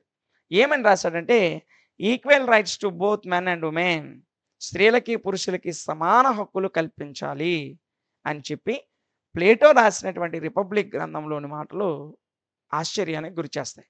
సో, అప్పుడు గ్రీకులు లిమిటెడ్ సిటిజన్‌షిప్ కాన్సెప్ట్‌తో ఉంటే, అప్పటి కాలానికి చెందినటువంటి ప్రముఖ ఫిలాసఫర్‌గా మనం చెప్పుకునే ప్లేటో గారు ఏం చెప్పారంటే, republic have give equal rights to both men and women. ఒక రిపబ్లిక్ కంట్రీ గాని, రిపబ్లిక్ స్టేట్ గాని ప్రజల్లో స్త్రీలకి, పురుషులకి సమాన హక్కులు కల్పించాలి అని ఆయన తన గ్రంథంలో రాయడం జరిగింది. ఓకేనా. Next open living. గ్రీకులకు సంబంధించి వారి యొక్క పొలిటికల్ థాట్‌లో ప్రధానమైనటువంటి మెయిన్ ఫీచర్‌గా ఈ ఓపెన్ లివింగ్ గురించి మనం చెప్పుకుంటాం. ఏంటి ఓపెన్ లివింగ్ అంటే, ancient Greeks spent much of their time in the assembly or market place. చాలామంది గ్రీకులు వారి యొక్క టైంలో చాలా ఎక్కువ టైము అసెంబ్లీలో గాని, మార్కెట్ ప్లేస్‌లో గాని గడిపేవారు. ఓకేనా. Next for them there was not much difference between their public and private interest. వారికంటూ పబ్లిక్ ఇంట్రెస్ట్ గాని, ప్రైవేట్ ఇంట్రెస్ట్ గాని, వ్యక్తిగత జీవితానికి, సమాజ జీవితానికి ఏ విధమైనటువంటి తేడాలు, పెద్ద డిఫరెన్స్ అనేది ఉండేది కాదు గ్రీకుల కాలంలో. The Greek word to live, Greek పదమైనటువంటి టు లివ్ అనే పదం యొక్క అర్థం ఏంటంటే, take a part in community life. Community లైఫ్‌లో ఒక భాగం కావడమే టు లివ్ అనే పదానికి, గ్రీక్ పదానికి అర్థం. ఓకేనా. Next city states their school, church, ethical institution and everything. గ్రీకులకు సంబంధించినంత వరకు సిటీ స్టేట్ అనేది వారికి ఒక స్కూల్‌గా, చర్చ్‌గా, ఎథికల్ ఇన్‌స్టిట్యూషన్‌గా, ఎవ్రీథింగ్ సర్వస్వంగా వాళ్ళు భావించేవారు. ఓకేనా. Next in short they had no personal or private lives. వాళ్ళకి సంబంధించి ఏ విధమైనటువంటి పర్సనల్, ప్రైవేట్ లైఫ్స్ అనేవి ఉండేవి కాదు. ప్రైవేట్ జీవితాలు, వ్యక్తిగత జీవితాలు గ్రీకులకు ఉండేవి కాదు. So, Aristotle said that man is not only A social animal but also a political animal. Aristotle లాంటి గొప్ప ఫిలాసఫర్ చెప్పిన మాట ఏంటంటే, మనిషి సాంఘిక జీవి మాత్రమే కాదు. Not only social animal but also political animal. రాజకీయ పరమైనటువంటి జీవి కూడా అని అరిస్టాటిల్ గారు చెప్పారు. So the state and society became one for the Greeks. So state అయినా సొసైటీ అయినా గ్రీకులకు ఒక్కటే. ఓకేనా. నెక్స్ట్ ఫీచర్ ఏంటో చూడండి. లాస్. మరి గ్రీకులకు సంబంధించి చట్టాలు ఏ విధంగా ఉండేవి? Greeks gave utmost importance to laws. గ్రీకులు చట్టాలకి అత్యధిక ప్రాధాన్యతనిచ్చేవారు. To them virtue, wisdom and customs were the source of law. ఈ చట్టానికి సోర్సెస్గా ఏముండేవంటే వారి యొక్క విర్చ్యూస్ కానీ, వారి యొక్క విజ్డమ్ కానీ, వారి యొక్క కస్టమ్స్ కానీ వారికి సంబంధించిన చట్టాలు రూపకల్పన చేయడంలో సోర్సెస్గా ఉపయోగపడేవి. ఓకేనా. Next one. ఇక ఇందులో మనం చూస్తున్నట్లయితే laws represented the constitutional consciousness. ఈ చట్టాలు అనేవి కాన్స్టిట్యూషనల్ కాన్షియస్నెస్ అంటే రాజ్యాంగపరమైనటువంటి పరిజ్ఞానాన్ని కల్పించేవి. Plato even wrote a book entitled the laws. ఈ చట్టాలకు సంబంధించి ద లాస్ అనేటువంటి ఒక పుస్తకాన్ని ప్రముఖ ఫిలాసఫర్ అయినటువంటి ప్లేటో రాశాడు. So Greeks strongly believed that the laws were essential for the establishment of a stable state. ఒక స్థిరత్వమైనటువంటి అంటే ఒక స్టెబుల్ స్టేట్ని ఏర్పాటు చేయాలంటే ఈ యొక్క చట్టాలు అనేవి చాలా ఎసెన్షియల్, చాలా ప్రాముఖ్యత కలిగి ఉంటాయి అని గ్రీకులు విశ్వసించారు. ఒక స్టెబుల్ స్టేట్ని, ఒక స్థిరమైనటువంటి రాజ్యాన్ని కానీ స్థిరమైనటువంటి దేశాన్ని కానీ ఏర్పాటు చేయాలంటే ఈ చట్టాలు అనేవి strongly believed that the laws for essential. అంటే ఒక స్టేట్ని ఎస్టాబ్లిష్ చేయాలంటే చట్టాలు అనేవి ఎసెన్షియల్ అని గ్రీకులు నమ్మేవారు. ఓకేనా. Next. So people should obey the laws whether they were good or bad, right or wrong. ఆ చట్టాలు అనేవి గుడ్ అయినా బ్యాడ్ అయినా, రైట్ అయినా రాంగ్ అయినా గ్రీకులు మాత్రం ఆ చట్టాలకి ఒబే. ఒబే అంటే వినమ్రతతో ఉండేవారు. అంటే ఆ చట్టాలను అంగీకరించేవారు. అవి మంచివని చెడ్డవని, రైట్ అవని రాంగ్ అవని, దానికి వాళ్ళు ఒబే అయ్యి ఉండేవారు గ్రీకులు. ఓకేనా. నెక్స్ట్. వీరి యొక్క జస్టిస్ ఏ విధంగా ఉండేది? గ్రీకుల యొక్క జస్టిస్ ఏ విధంగా ఉండేది? For Greek city states was more an ethical institution then a political institution. గ్రీకుల యొక్క సిటీ స్టేట్ అనేది పొలిటికల్ ఇన్స్టిట్యూషన్ కంటే ఎథికల్ ఇన్స్టిట్యూషన్గా ఎక్కువ పేరు పొందింది. They regarded political science as a trilogy, a theory of state. వీళ్ళు పొలిటికల్ సైన్స్కి సంబంధించిన అంశాలన్నీ కూడా ఏ విధంగా రిగార్డ్ చేసేవారంటే, అంటే ఏ విధంగా కన్సిడర్ చేసేవారంటే a trilogy, a theory of state, theory of morality and theory of law. ఈ మూడు అంశాలకు సంబంధించిన అంశంగా పొలిటికల్ సైన్స్ని భావించేవారు. ఆ మూడు అంశాలు ఏంటి? ఒకటేమో థియరీ ఆఫ్ స్టేట్, ఇంకొకటేమో theory of morality, third one వచ్చేసి థియరీ ఆఫ్ లా. ఈ మూడిట్ల యొక్క ట్రయాలజీగా పొలిటికల్ సైన్స్ని వీరు కన్సిడర్ చేసేవారు. ఓకేనా. Next. In Plato's political philosophy there was no difference between justice, law and morality. Plato యొక్క ఫిలాసఫీ, పొలిటికల్ ఫిలాసఫీకి అనుగుణంగా ఏ విధమైనటువంటి తేడా లేదు. వేటి మధ్య? వారి యొక్క జస్టిస్ మధ్య కానీ, అంటే గ్రీకుల యొక్క జస్టిస్, గ్రీకుల యొక్క లా, గ్రీకుల యొక్క మొరాలిటీ, ఈ మూడిట్ల మధ్య పెద్ద తేడా ఏం లేదు. మూడు ఒకటే ప్లేటో ప్రకారం. So the subtitle of his famous work Republic is concerning justice. Plato రాసినటువంటి గ్రంథము రిపబ్లిక్ అనే గ్రంథం. ఆ గ్రంథానికి ఆయన పెట్టినటువంటి సబ్ టైటిల్ ఏంటంటే కన్సర్నింగ్ జస్టిస్. ఏం పెట్టాడమ్మా? Concerning justice. Greeks made no distinction between the state and church. గ్రీకులకి స్టేట్కి చర్చికి మధ్య ఏ విధమైనటువంటి తేడా లేదు. వాళ్ళకి స్టేట్ చర్చ్ రెండు ఒకటే. So there is no conflict between state and individual. కాబట్టి స్టేట్కి, ఇండివిజువల్కి, వ్యక్తిగతానికి సంబంధించి ఏ విధమైనటువంటి సమస్యలు వచ్చేవి కాదు గ్రీకుల కాలంలో. ఇక ఎడ్యుకేషన్ ఏ విధంగా ఉండేది? గ్రీకుల కాలంలో ఎడ్యుకేషన్ ఏ విధంగా ఉండేది? Socrates, Plato, Aristotle are the greatest teacher of Greece. గ్రీస్కి సంబంధించి ఉత్తమమైనటువంటి ఉపాధ్యాయులుగా, గొప్ప ఆచార్యులుగా పేరు పొందిన వ్యక్తులు ఎవరంటే సోక్రటీసు, ప్లేటో, అరిస్టాటిల్. ఓకేనా. Next. They regarded the states as a great educational institution. వీళ్ళ దృష్టిలో స్టేట్ అనేది ఒక గ్రేట్ ఎడ్యుకేషనల్ ఇన్స్టిట్యూషన్గా ఉండేది.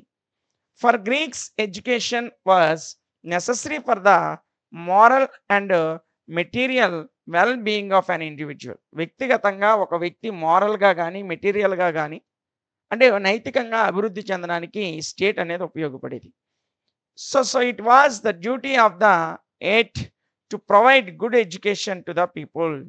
ఇక్కడ స్టేట్ యొక్క డ్యూటీ ఏంటంటే ప్రజలకు ఒక గుడ్ ఎడ్యుకేషన్, ఒక ఉన్నతమైనటువంటి విద్యను అందించడం. Plato developed the scientific system of the education in his Republic. Plato తాను రాసినటువంటి రిపబ్లిక్ అనే గ్రంథంలో సైంటిఫిక్ ఎడ్యుకేషన్ డెవలప్ చేశాడు. In fact Plato's Republic is described as a masterpiece on education. నిజంగా చెప్పాలంటే ప్లేటో యొక్క రిపబ్లిక్ అనే గ్రంథము ఎడ్యుకేషన్కి సంబంధించి ఒక మాస్టర్ పీస్గా కన్సిడర్ చేయబడింది, గుర్తించబడింది. ఓకేనా. Next, importance to man. గ్రీకుల కాలంలో మనిషికి ఏ విధమైనటువంటి అంటే ప్రతి వ్యక్తికి ఏ విధమైనటువంటి ప్రాధాన్యత ఉండేది. Greeks were external youths. They are very curious and eager to learn about all things. గ్రీకులు సాధారణంగా ఎక్స్టర్నల్ యూత్స్ అంటే యువకులుగా ఉండేవారు. వాళ్ళు ఏ విషయాన్నైనా నేర్చుకోవడానికి క్యూరియాసిటీ కలిగి ఉండేవారు. Eager to learn about all things, అన్ని విషయాలు నేర్చుకోవడానికి ఆసక్తి కలిగి ఉండేవారు. They were a race of seekers. They had abundant faith in reason. రీజన్లో అంటే ఏదైనటువంటి ఒక కారణానికి సంబంధించి అబౌడెంట్ ఫెయిత్, అత్యంత విశ్వాసాన్ని కలిగి ఉండేవారు. Thinkers like Pythagoras, Socrates, Plato and Aristotle are some examples. దీనికి ఉదాహరణగా ఏదైనా నేర్చుకోవాలన్నా, కొత్త విషయాలను తెలుసుకోవాలన్నా, ఇలాంటి ఆసక్తి కలిగిన వ్యక్తులకు ఉదాహరణగా పైథాగరస్, సాక్రటీస్, ప్లేటో, అరిస్టాటిల్ లాంటి వ్యక్తుల్ని మనం ఉదాహరణగా చెప్పుకోవచ్చు. They found an order and a system in the universe. వీళ్ళు యూనివర్స్కి సంబంధించి ఒక ఆర్డర్ని, ఒక సిస్టమ్ని కనుగొన్నారు. So they put the man at the centre of the universe. వీళ్ళ ప్రకారము సమస్త విశ్వానికి మానవుడే కేంద్రము. ఓకేనా. Next, while other countries created gods, angels and devils, Greeks created the man and made him the crown of creations. చాలా దేశాల్లో దేవుల్ని, దేవతల్ని, దెయ్యాల్ని సృష్టిస్తే గ్రీకులు మనిషిని సృష్టించారు. అంటే మనిషిని సృష్టించారంటే మనిషిని తయారు చేయడం కాదు, ఒక మనిషి ఈ విలువలు కలిగి ఉండాలని చెప్పారు. And made him the crown of creation. ఒక సామ్రాజ్యాన్ని, ఒక వ్యవస్థని గ్రీకులు తయారు చేశారు. ఓకేనా. నెక్స్ట్ కన్క్లూజన్ మనం ఒకసారి చూసినట్లయితే the political thought is very much indebted to the Greeks. గ్రీక్స్కి సంబంధించి పొలిటికల్ థాట్ అనేది చాలా వెరీ మచ్ ఇండెప్టెడ్గా చెప్పుకోవచ్చు. They combined the theory of state with the theory of morals. వీళ్ళు థియరీ ఆఫ్ స్టేట్స్కి సంబంధించి, థియరీ ఆఫ్ మోరల్స్కి సంబంధించి ఈ రెండింటిని కలిపి చూసేవారు. ఓకేనా. Next, they gave as much importance to individuals as the state. ఒక స్టేట్కి ఏ విధంగా అయితే ఇంపార్టెన్స్ ఇస్తారో ప్రతి వ్యక్తికి కూడా అదే విధమైనటువంటి ఇంపార్టెన్స్ ఇచ్చేవారు. అయితే they argued that state existed for man and not the man for the state. మనిషి ఎవరైతే ఉన్నారో ఆయనకి ఎక్కువ ప్రాధాన్యత ఇచ్చేవారు. స్టేట్కి ఒక రకమైనటువంటి వాల్యూ, మనిషికి ఒక వాల్యూ కాకుండా రెండిట్లకి సమానమైనటువంటి విలువను ఇచ్చేవారు. ఓకేనా. సో ఇది గ్రీకుల యొక్క పొలిటికల్ డెవలప్మెంట్, పొలిటికల్ థాట్ యొక్క గ్రోత్కి సంబంధించి పూర్తి వివరణ. Explain the main elements of political thought. What are its problems? Political థాట్కి సంబంధించి మెయిన్ ఎలిమెంట్స్ ఏంటి, వాటికి సంబంధించినటువంటి ప్రాబ్లమ్స్ ఏంటి? సో ఈ క్వశ్చన్ కూడా చాలా ఇంపార్టెంట్. సో ముఖ్యంగా ముందు పొలిటికల్ థాట్స్ యొక్క మెయిన్ ఎలిమెంట్స్ ఏంటో డిస్కస్ చేద్దాం. ఆ తర్వాత వాటి యొక్క ప్రాబ్లమ్స్ గురించి కూడా డిస్కస్ చేద్దాం. ఓకేనా. చూడండి, man is not only A social animal but also a thinking animal. మనిషి కేవలము సాంఘిక జీవి మాత్రమే కాదు, థింకింగ్ యానిమల్ అంటే ఆలోచన ఉన్నటువంటి జీవి. సో సమస్తమైనటువంటి జీవరాశుల్లో మనిషి మాత్రమే ఆలోచించగలుగుతాడు. మిగతా జంతువులు ఆలోచిస్తే లేదో మనకు తెలియదు, కానీ మానవుడు ఖచ్చితంగా ఆలోచిస్తాడు. ఓకేనా. Next, by nature men differ in their ideas and ideals, needs and necessities. ఇక్కడ మనుషులు అనేవారు ఒక మనిషికి డిఫరెన్షియేషన్ ఎక్కడ వస్తుందంటే వారి యొక్క ఐడియాస్, ఐడియాలజీస్ మధ్య కానీ, వారి యొక్క నీడ్స్, నెసెసిటీస్ మధ్య గాని మనిషికి తేడా అనేది వస్తుంది. ఓకేనా? Some are good and some are bad. కొంతమంది మంచి వాళ్ళుగా ఉంటారు. కొంతమంది చెడ్డవాళ్ళుగా ఉంటారు. ఓకేనా? So, it leads to conflicts in the society. So, ఈ మంచి చెడులనేది సమాజంలో సమస్యలకి, కాన్‌ఫ్లిక్ట్స్‌కి దారితీస్తాయి. To resolve the conflicts and to maintain law and order in the society, a political organization is needed. అయితే ఈ సమస్యలను సాల్వ్ చేయడానికి లా అండ్ ఆర్డర్‌ని లా అండ్ ఆర్డర్‌ని మెయింటైన్ చేయడానికి సొసైటీలో ఒక పొలిటికల్ ఆర్గనైజేషన్ అనేది అవసరం అవుతుంది. ఓకేనా? That organization is called the state. ఆ ఆర్గనైజేషన్‌నే మనం స్టేట్ అనే పేరుతో పిలుస్తాం. ఇప్పుడైతే మనం దేశం అంటాం. పురాతన కాలంలో రాజ్యం అని పిలిచేవారు. ఆ రాజ్యాన్ని ఇంగ్లీష్‌లో స్టేట్ అంటారు. ఇప్పుడు మన దేశంలో ఉన్న పౌరులను కంట్రోల్ చేయడానికి దేశం అనే పేరుతో దేశాన్ని పిలుస్తున్నాం. ఇదేంటి దేశాన్ని దేశం అనే పేరుతో పిలుస్తాం. అది దేశం కాబట్టి. ఓకేనా? Next. Then man thought about government. మనుషులు ప్రభుత్వం గురించి ఆలోచించడం మొదలుపెట్టిన తర్వాత, అదే విధంగా లా, ఫ్రీడమ్, అథారిటీ ఎక్సెట్రా. ప్రజలు ప్రభుత్వం గురించి, చట్టాల గురించి, ఫ్రీడమ్ గురించి, అథారిటీ గురించి ఆలోచించడం మొదలుపెట్టారు. ఇట్ లెడ్ టు ఆ ఆలోచనలనేవి the development of theory of state. State యొక్క అభివృద్ధికి దారితీశాయి.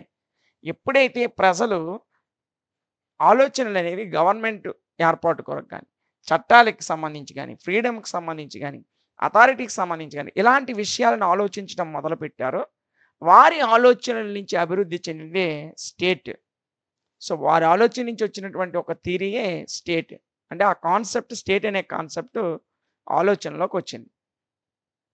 దీన్నే మనం పొలిటికల్ థాట్ అనే పేరుతో పిలుస్తాం. స్టేట్‌కి సంబంధించిన ఆలోచనని, ఒక దేశము లేదా రాజ్యానికి ఏర్పాటు చేయాలనేటువంటి ఆలోచన ఏదైతే వచ్చిందో, దాన్నే మనం పొలిటికల్ థాట్ అనే పేరుతో కూడా పిలుసుకుంటాం. ఓకేనా? నెక్స్ట్. దీని యొక్క డెఫినిషన్ ఒకసారి చూసినట్లయితే, political thought studies about the state in all it's aspects.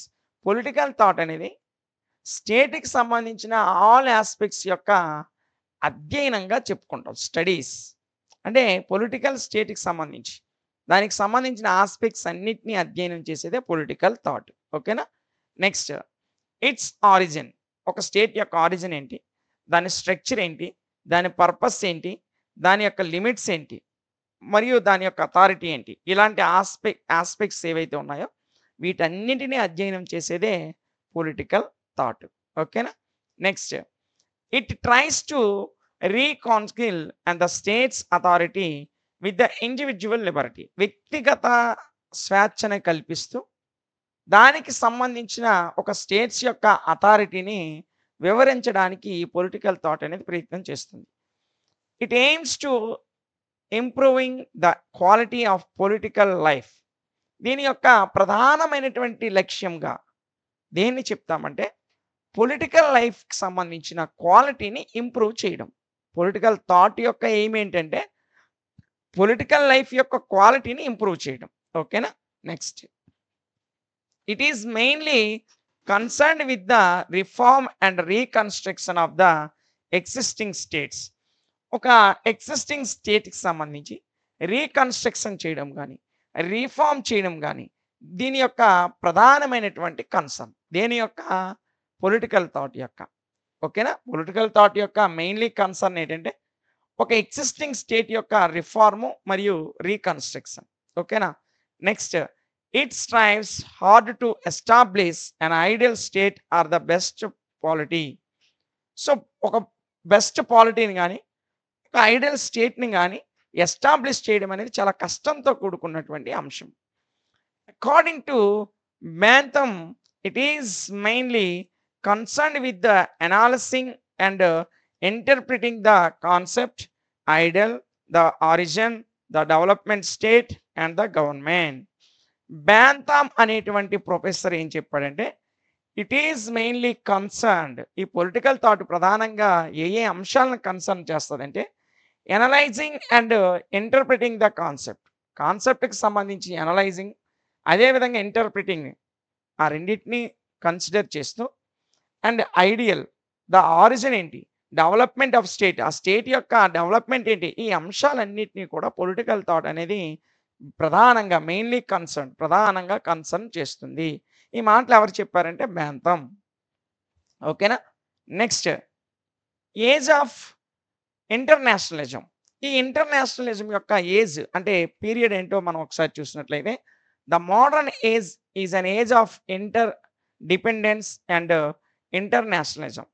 Inter dependence లేదా ఇంటర్నేషనలిజం యొక్క పీరియడ్గా మనం దేన్ని చెప్తామంటే, మోడర్న్ ఏజ్ ఏదైతే ఉందో దాన్ని, అంటే ఈ యొక్క ఆధునిక కాలాన్నే ఇంటర్ డిపెండెన్స్ లేదా ఇంటర్నేషనలిజం యొక్క కాలంగా చెప్పుకుంటాం. Developments in the fields of science and technology have brought about revolutionary changes in matters of communication and organisation, communication లాంటి అంశాలలో సైన్స్ అండ్ టెక్నాలజీ యొక్క డెవలప్మెంట్ అనేది ఒక రెవల్యూషనరీ చేంజెస్ని తీసుకొచ్చింది ప్రస్తుత కాలంలో. ఓకేనా. Next, science has brought the countries of the world together and near. Science అనేది ప్రపంచంలో ఉన్నటువంటి వేరు వేరు దేశాలన్నింటినీ కూడా ఒక దగ్గరికి చేర్చింది. It has made possible the establishment of world state and world government. So ప్రపంచ దేశాలు, ప్రపంచ ప్రభుత్వము అనేటువంటి ఒక కాన్సెప్టు సైన్స్ అండ్ టెక్నాలజీ ద్వారా స్థాపించడానికి అవకాశం ఏర్పడింది. అంటే ఇప్పుడు ప్రపంచాన్ని మనం గ్లోబల్ విలేజ్గా చెప్పుకుంటున్నాం. ఎందుకు? సెల్ ఫోన్ ఉంది, ఇక్కడ నుంచి అమెరికాలో ఉన్నటువంటి వ్యక్తితో మాట్లాడగలుగుతున్నాం. అదేవిధంగా గూడ్స్ కానీ లేదంటే సర్వీసెస్ కానీ మనం ఎక్స్పోర్ట్ ఇంపోర్ట్ ప్రపంచంలో వివిధ దేశాల నుంచి, ఎక్కడో ఉక్రెయిన్ నుంచి లేదా రష్యాలో ఉన్నటువంటి క్రూడ్ ఆయిల్ని భారతదేశానికి ఇంపోర్ట్ చేసుకొని ఇక్కడ వాడుకుంటున్నాం. ఇక్కడ పండేటువంటి ప్రధాన పంటలు ప్రపంచంలో నలుమూలలకు పంపించబడుతున్నాయి. సో ఒకప్పుడు టెక్నాలజీ డెవలప్మెంట్ లేనప్పుడు, అంటే ఇప్పుడు ఉదాహరణకి ఎయిర్పోర్ట్స్ వచ్చాయి, ఏరోప్లేన్స్ ఇన్వెన్షన్ వచ్చింది, అంటే విమానాలు కనుగొనడం జరిగింది. అదేవిధంగా షిప్లు, పోర్ట్లు, అదేవిధంగా రైల్వే ట్రాక్స్, ఇలాంటి డెవలప్మెంట్ అనేది కూడా సైన్స్ అండ్ టెక్నాలజీకి అనుగుణంగా వచ్చినవే. ఈ మార్పులు అనేవి ప్రపంచాన్ని ఒక దగ్గరికి చేర్చాయి. సో అందుకే ఇక్కడ ప్రధానంగా ఏం చెప్పాడంటే, world government are world state, అంటే ప్రపంచం మొత్తము ఒకే రాజ్యము, ఒకే ప్రభుత్వం అనేటువంటి అంశాన్ని ఎస్టాబ్లిష్ చేయడానికి సైన్స్ అండ్ టెక్నాలజీలో వచ్చినటువంటి మార్పు ప్రధాన కారణమైంది. ఓకేనా. The establishment of the UNO is the best example. దీనికి ప్రధానమైనటువంటి ఉదాహరణగా యునైటెడ్ నేషన్స్ ఆఫ్ ఆర్గనైజేషన్, ఐక్యరాజ్య సమితిని చెప్పుకుంటాం. చూడండి, ప్రపంచంలో ఉన్న అన్ని దేశాలని కంట్రోల్ చేయడానికి యుఎన్ఓ ఏర్పడింది. ప్రపంచంలో ఏ దేశం మీద యుద్ధంకి వెళ్ళినా దాన్ని ఆపే బాధ్యత ఎవరిదంటే యుఎన్ఓది. అంటే ప్రపంచం మొత్తము ఎవరి కంట్రోల్లో ఉందంటే యుఎన్ఓ కంట్రోల్లో ఉందని చెప్పొచ్చు, అంటే డిఫెన్స్ పరంగా. ఓకేనా.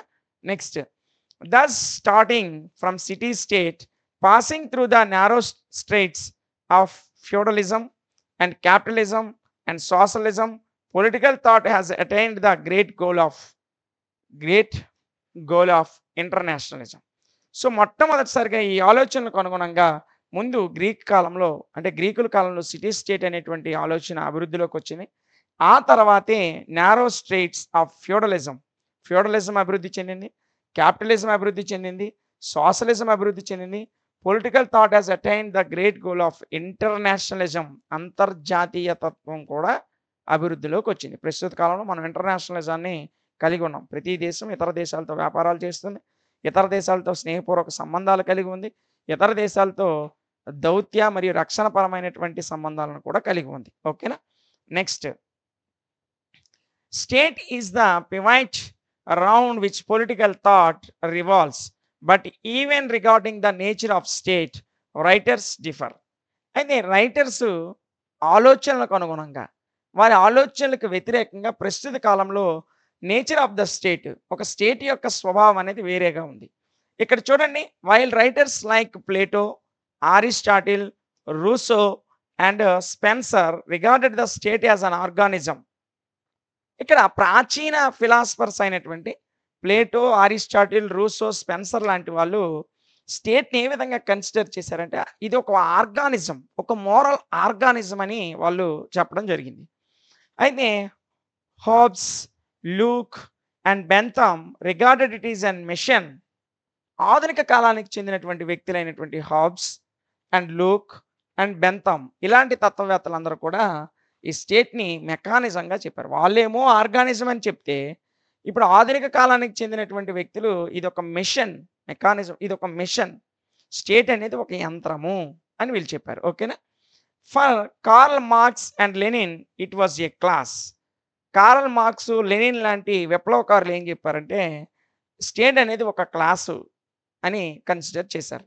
Now let us study about the problems of political thought.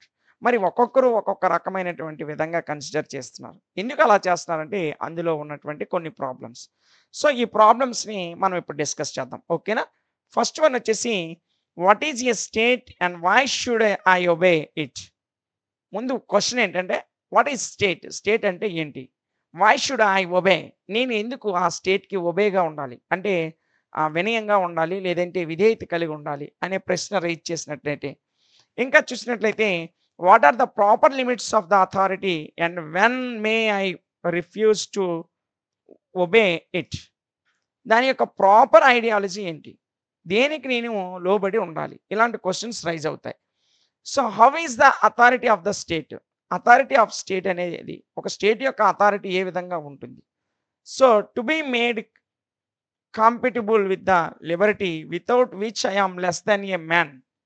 So, state యొక్క లిబర్టీ స్వేచ్ఛకు సంబంధించి నేను ఎందుకు మనిషి కంటే, అంటే ఒక మనిషికి ఉండాల్సినటువంటి హక్కుల కంటే ఎందుకు నాకు తక్కువ ఉన్నాయి? నేను ఎందుకు తక్కువగా కన్సిడర్ చేయబడుతున్నాను? అంటే బానిసలు లాంటి వాళ్ళు గాని, మిగతా వాళ్ళు గాని వాళ్ళకి సంబంధించిన విషయాల్లో క్వెషన్ చేసుకున్నా. So, these are the questions which said political thought is forever striving to answer C L Wayper. So, ఇలాంటి క్వెషన్‌లకి సంబంధించినటువంటి పూర్తి విశ్లేషణ లేదా పూర్తి వివరణ ఇచ్చేదే పొలిటికల్ థాట్ అని అభిప్రాయపడినటువంటి వ్యక్తి ఎవరంటే సిఎల్ వ్యాపర్ అనేటువంటి philosopher. So, the following are some of the important problems of political thought. ఈ పొలిటికల్ థాట్‌కి సంబంధించి కొన్ని ముఖ్యమైనటువంటి ప్రాబ్లమ్స్‌ని మనం ఇక్కడ డిస్కస్ చేయబోతున్నాం. అవేంటంటే ఫస్ట్ వన్ వచ్చేసి హిస్టారికల్ అథారిటీ. సెకండ్ వన్ వచ్చేసి యాస్పెక్ట్. థర్డ్ వన్ వచ్చేసి political obligation to state sovereignty. And fourth one వచ్చేసి థియరీస్ స్టేట్. సో, ఒక్కొక్కటి గురించి 2, 3 మాటల్లో మనం డిస్కస్ చేద్దాం. ఓకేనా? So, first one historical aspect. First one historical authority అన్న, హిస్టారికల్ యాస్పెక్ట్ అన్న ఒకటే. సో, అదేంటో ఒకసారి చూద్దాం. Political thought passed through different stages at different periods. Political thought అనేది వివిధ రకాల పీరియడ్స్‌లో, అంటే వేరు వేరు కాలాల్లో వేరు వేరు స్టేజెస్‌లో పాస్ అవ్వడం జరిగింది. అంటే పొలిటికల్ థాట్ ఒక్కొక్క కాలంలో ఒక్కొక్క రకంగా మార్పులు, చేర్పులు గురైంది. So, in the medieval times there was a conflict between the state and church. మధ్యయుగ కాలానికొచ్చేసరికి స్టేట్‌కి, చర్చ్‌కి మధ్య కొన్ని సమస్యలైతే వచ్చాయి. సో, ఏన్షియంట్ కాలంలో, ప్రాచీన కాలంలో ఈ రెండిట్ల మధ్య ఎలాంటి సమస్య లేదు. కానీ మీడివియల్‌కొచ్చేసరికి, మధ్యయుగ కాలానికొచ్చేసరికి సమస్య అనేది వచ్చింది. In the 17th and 18th centuries it was a tug of war between the monarchial democratic theories. 17, 18వ శతాబ్దాలకు వచ్చేసరికి రాచరికానికి మరియు డెమోక్రటిక్‌కి, అంటే ప్రజాస్వామ్య వ్యవస్థలకు, రాచరిక ప్రభుత్వాలకు మధ్య టగ్ ఆఫ్ వార్ అనేది నడిచింది. ఎప్పుడు? 17, 18 శతాబ్దాల్లో. ఓకేనా? So, in the modern times ప్రస్తుత కాలంలో మనం ప్రపంచాన్ని మనం ఒక దృష్టితో గమనించినట్లయితే equal importance is given to political as well economic factors. ప్రస్తుత కాలంలో ఏ దేశమైనా సరే, డెమోక్రటిక్ కంట్రీ అయితే ఆ దేశము పొలిటికల్‌తో పాటు ఎకనామిక్ ఫ్యాక్టర్స్ కూడా ఒకే రకమైనటువంటి ఇంపార్టెన్స్‌ని ఇస్తుంది. ఓకేనా? Next divine right theory, force theory, social contract theory and evolutionary theory are some of the theories put forward to explain the origin of state. ఒక స్టేట్ అంటే ఏంటి అని వివరించడానికి అనేక రకాల థియరీస్ వచ్చాయి. అందులో ముఖ్యంగా డివైన్ రైట్ థియరీ గాని, ఫోర్స్ థియరీ గాని, రూసో రాసిన సోషల్ కాంట్రాక్ట్ గాని, అదేవిధంగా ఎవల్యూషనరీ థియరీ గాని, ఇవి కొన్ని థియరీస్. దేన్ని డిఫైన్ చేయడానికి? Origin of state. స్టేట్ యొక్క ఆరిజిన్‌ని తెలుసుకోవడానికి ముఖ్యమైనటువంటి థియరీస్‌గా చెప్పబడుతున్నాయి. ఓకేనా? సెకండ్ వన్ వచ్చేసి ఆబ్లిగేషన్ టు స్టేట్ అథారిటీ. ఒక స్టేట్ అథారిటీకి సంబంధించిన ఆబ్లిగేషన్ ఏంటి? Why should I obey the what are the proper limits of its authority? Why should I obey the state? నేను స్టేట్‌కి ఎందుకు ఒబే అయ్యి ఉండాలి? And what are the proper limits of its authority, దాని అథారిటీకి సంబంధించి ఏ విధమైనటువంటి ప్రాపర్ లిమిట్స్ ఉన్నాయి. ఇలాంటి క్వశ్చన్స్ మనము ఈ యొక్క ఆస్పెక్ట్కి సంబంధించి మనం ప్రశ్నించుకుంటే, these are the most important question are the problems which the writers on political thought strive to answer.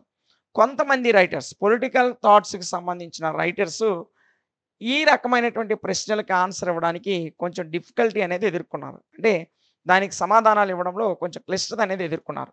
Accept the anarchists, all writers agree on the need of the state. So anarchy తప్ప మిగతా వ్యక్తులందరూ కూడా state యొక్క నీడ్ని agree చేయడంలో అయితే కొంతవరకు అయితే, అంటే ముందు ఇంకొక పాయింట్ చెప్పిన తర్వాత దీన్ని వివరిస్తే అప్పుడు మీకు అర్థమవుతుంది. For anarchists state is an evil while divine right theorists. Divine right థియరిస్ట్కి సంబంధించి అనార్కిస్ట్స్ స్టేట్ని ఏ విధంగా చెప్పేవారంటే స్టేట్ అనేది ఒక ఈవిల్. కానీ మిగతా వ్యక్తులు అనార్కిస్ట్ కాకుండా మిగతా వాళ్ళందరూ కూడా agree on the need for the state. State యొక్క అవసరాలకు అనుగుణంగా ఈ ప్రశ్నలకు సంబంధించి ఆన్సర్స్కి ఏవైతే ఉన్నాయో, అంటే ప్రజల నుంచి వచ్చేటువంటి ఆన్సర్స్ కానీ ఆ యొక్క రైటర్స్ నుంచి వచ్చే ఆన్సర్స్ కానీ అగ్రి అయ్యేవారు. ఇక్కడ మనం డివైన్ రైట్ థియరీస్ని చూసినట్లయితే, డివైన్ రైట్ థియరిస్టులు ఏం చెప్తున్నారంటే worship state is an embodiment of all virtue and good lines and alternatives and treat it with the contempt and call it and necessary evil. అవసరమైన చోట ప్రభుత్వాలు కానీ లేకపోతే వ్యవస్థలు కానీ సమూహాలు కానీ వాటి యొక్క విధి విధానాల్లో మార్పులు చేర్పులు ఉంటాయి. సో ఫర్ సోషలిస్టుల ప్రకారం చూసినట్లయితే it is an instrument to bring about economic equality in the society. State అనేది ఒక రకమైన ఇన్స్ట్రుమెంట్. ఎందుకు ఇన్స్ట్రుమెంటు? ఇది ఏ పరికరం? To bring about economic equality in the society. సొసైటీలో ఎకనామిక్ ఈక్వాలిటీ, ఆర్థిక పరమైనటువంటి సమానత్వాన్ని తీసుకురావడానికి ఉపయోగపడేటువంటి ఒక పరికరమే స్టేట్ అని ఎవరు చెప్పారు? సోషలిస్టులు చెప్పారు. ఓకేనా? నెక్స్ట్ వన్, సావరింటీ, సార్వభౌమాధికారం. ఏంటి సావరింటీ? ఒకసారి చూసినట్లయితే different theories have been put forward to explain the concept of sovereignty. ఈ సావరింటీని వివరించడానికి మనకి ప్రస్తుత కాలంలో అనేక రకాల థియరీస్ అనేవి ఉన్నాయి. సావరింటీ అంటే సార్వభౌమాధికారం. ఒక విషయానికి సంబంధించి నిర్ణయం తీసుకునే పూర్తి అధికారం ఆ దేశానికి లేదా ఆ రాష్ట్రానికి ఉంటుంది. అంటే అక్కడ స్టేట్ అనేది రాజ్యంగా కన్సిడర్ చేయబడింది. అంటే ఆ స్టేట్కి సంబంధించిన నిర్ణయాలన్నీ ఆ స్టేటే తీసుకుంటారు. దీన్నే మనం సావరింటీ అని చెప్తాం. సో ఈ సావరింటీకి సంబంధించి ప్రస్తుత కాలంలో అనేక థియరీస్ ఉన్నాయి.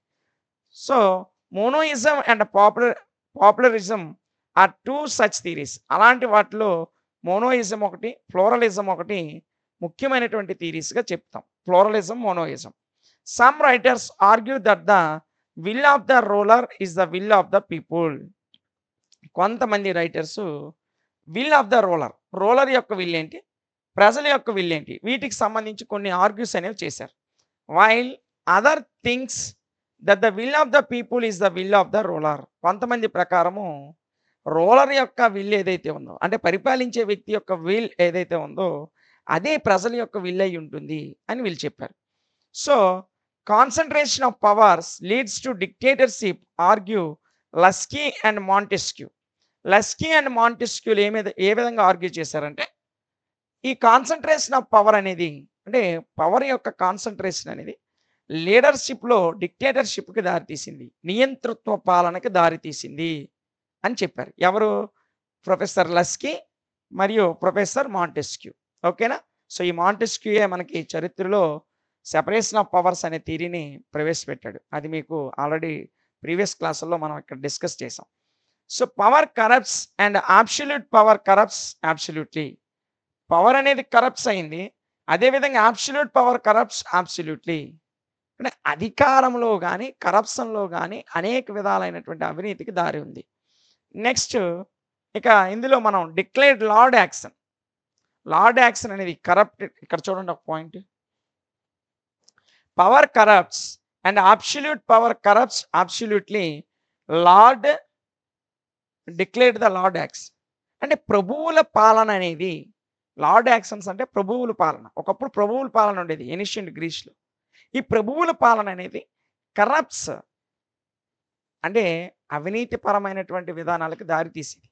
అంటే ప్రభువులు అవినీతి చేయకపోయినా పాలకుల దగ్గర ఉన్నటువంటి కింది స్థాయి అధికారులు కరప్షన్‌కి గురయ్యేవారు. Next theories of the functions of state. Functions of స్టేట్స్‌కి సంబంధించి థియరీస్ ఒకసారి చూసినట్లయితే writers like Plato, Aristotle, Rousseau, Hegel, Spencer etcetera have understood the state as an organism. కొంతమంది రైటర్స్ ఎవరు? Plato, Aristotle, Rousseau, Hegel, Spencer లాంటి writers స్టేట్‌ని ఏ విధంగా అర్థం చేసుకున్నారంటే స్టేట్ అనేది ఒక ఆర్గానిజం అని అర్థం చేసుకున్నారు. While others like Thomas Hobbes, Bentham and J S Mill have taken it is a machine.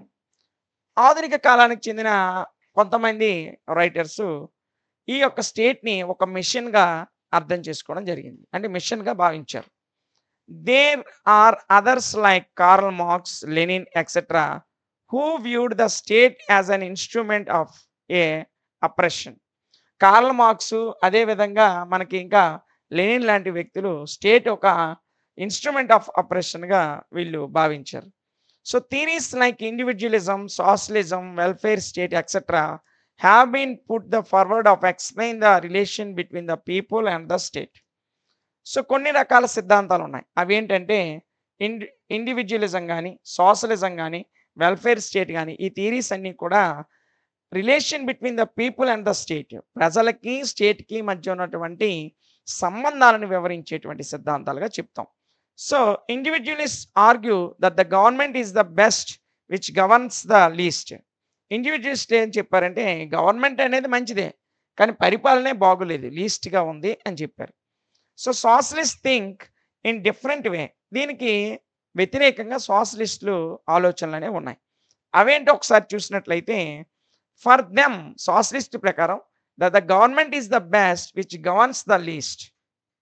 అంటే వీళ్ళు కూడా అదే విధమైనటువంటి అభిప్రాయం చెప్పారు. గవర్నమెంట్ ఈజ్ బెస్ట్, ప్రభుత్వం అనేది మంచిదే, కానీ గవర్న్స్ ద లీస్ట్, పరిపాలన మాత్రం సరిగ్గా లేదు, లీస్ట్‌గా ఉంది. Welfare state takes a paternal view and while theories like fascism and Nazism plead to the establishment of a dictatorial states. అయితే కొన్ని రకాల ఫాసియిజం కానీ, నాజీయిజం, హిట్లర్ నాజీయిజానికి చెందినవాడు, ప్రపంచాన్ని ఉడికించిన హిట్లర్ నాజీయిస్ట్. ఇలాంటి కొన్ని థియరీస్ డిక్టేటర్‌షిప్ గురించి వర్ణించాయి. డిక్టేటరల్ స్టేట్ అంటే ఆ స్టేట్‌ని ఎవరైతే పరిపాలిస్తున్నారో వాళ్ళు ఒక నియంత్రితమైనటువంటి పాలనను అందించేవారు. సో ఇది దీనికి సంబంధించినటువంటి పూర్తి వివరణ. Explain the ideas of Plato as given in his laws. Plato యొక్క ఐడియాస్ ఏంటి? అతని యొక్క లాస్, ఆయన రాసిన గ్రంథం పేరు లాస్. అందులో ఆయన ఇచ్చినటువంటి వివరణ ఏంటి మనకి వివరించమని చెప్పాడు. సో చాలా ఈజీగానే ఉంటుంది. ఒక 15-20 నిమిషాలు మీ కాన్సంట్రేషన్ దీని మీద పెడితే ఈజీగా క్వెషన్ ఇక్కడే వచ్చేస్తుంది. ఓకేనా? సో చూడండి. With the passage of time the idealist in Plato give a way to the pragmatist. ప్రస్తుత కాలంలో మనం చూసినట్లయితే ప్రాచీన గ్రీకుల్లో ప్లేటోని మనం give way to the pragmatist, ఒక ప్రాగ్మాటిస్ట్‌గా మనం భావిస్తాం. ఎందుకంటే at the age of 80 years, ఆయనకి 80 సంవత్సరాల వయసు ఉన్నప్పుడు హీ వ్రోట్ లాస్ అనేటువంటి ఒక గ్రంథాన్ని రాశాడు. చట్టాలు అనేటువంటి పేరుతో, లాస్ అనే పేరుతో ఒక గ్రంథాన్ని రాశాడు. It was A famous book after the republic and the statesmen. It came to the light in 347 BC.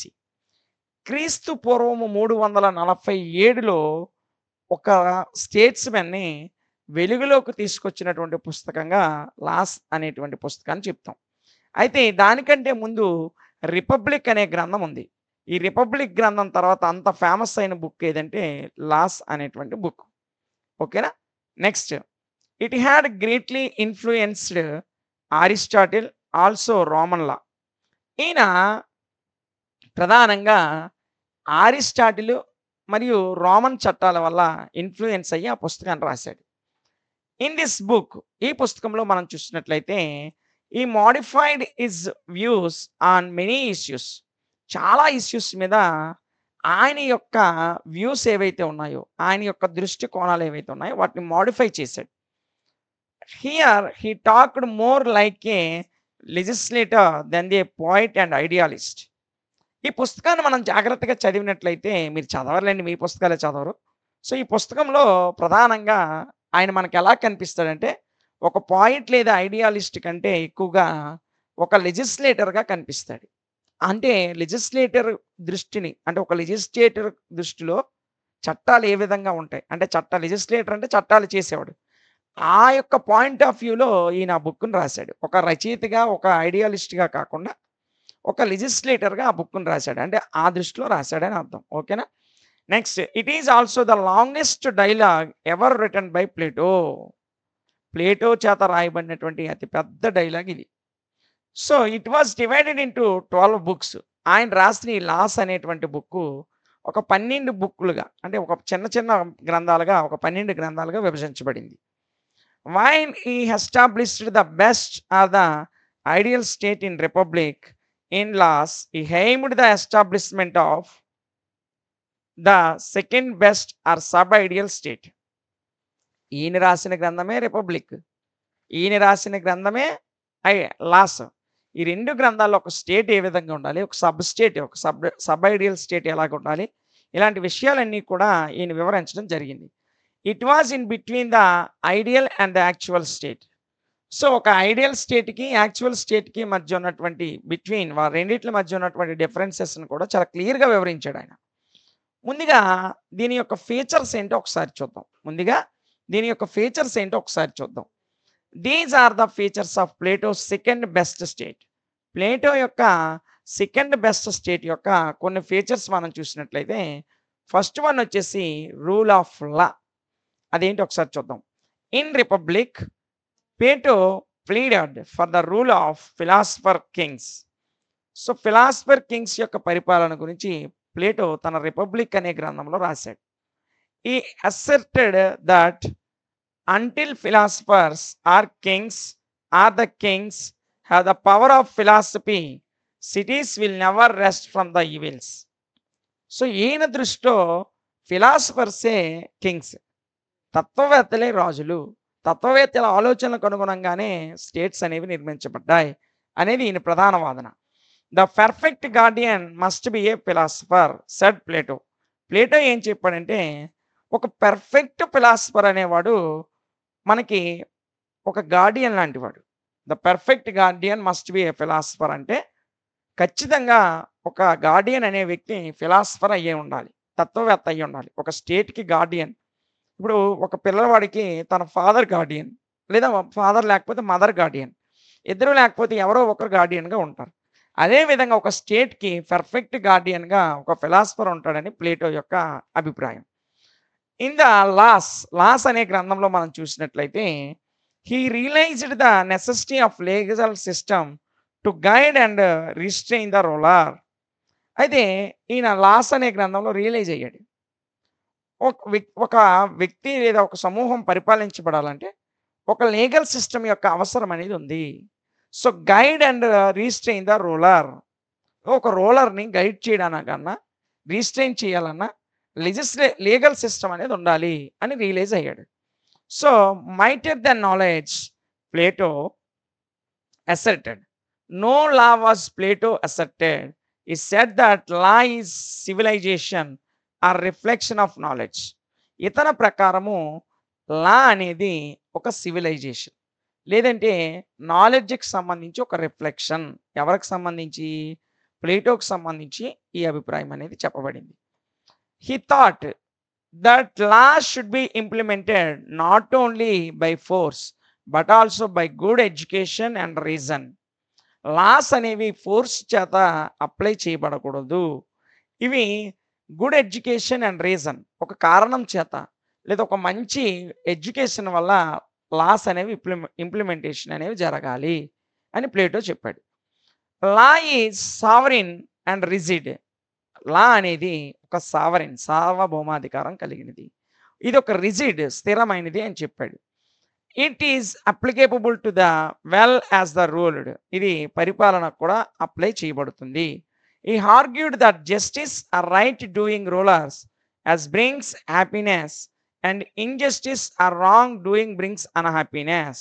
ఈయన ప్రకారము లా అనేది argued that justice are right, justice లేదా రైట్‌కి సంబంధించి rulers as brings happiness. So law అనేది లేదా right అనేది రూలర్స్‌కి హ్యాపీనెస్‌ని తీసుకొస్తుంది. లేదా ఇన్‌జస్టిస్, రాంగ్ అనేది రూలర్‌కి అన్‌హ్యాపీనెస్‌ని ఇస్తుంది. అంటే సంతృప్తి లేకుండా ఉండడానికి కారణం ఇన్‌జస్టిస్. సంతృప్తిగా ఒక రూలర్ ఉండడానికి కారణం జస్టిస్. ఓకేనా? Next, he was for reforming the criminal then for punishing him outright. He believed in the goodness of mankind. So ఇతని ప్రకారము he was for reforming the criminal than for punishing him outright. He believed in the goodness of mankind. So వ్యక్తులను punish చేసే కంటే క్షమాభిక్ష పెట్టి వదిలేయాలి. So ఇది ఒక goodness of mankind.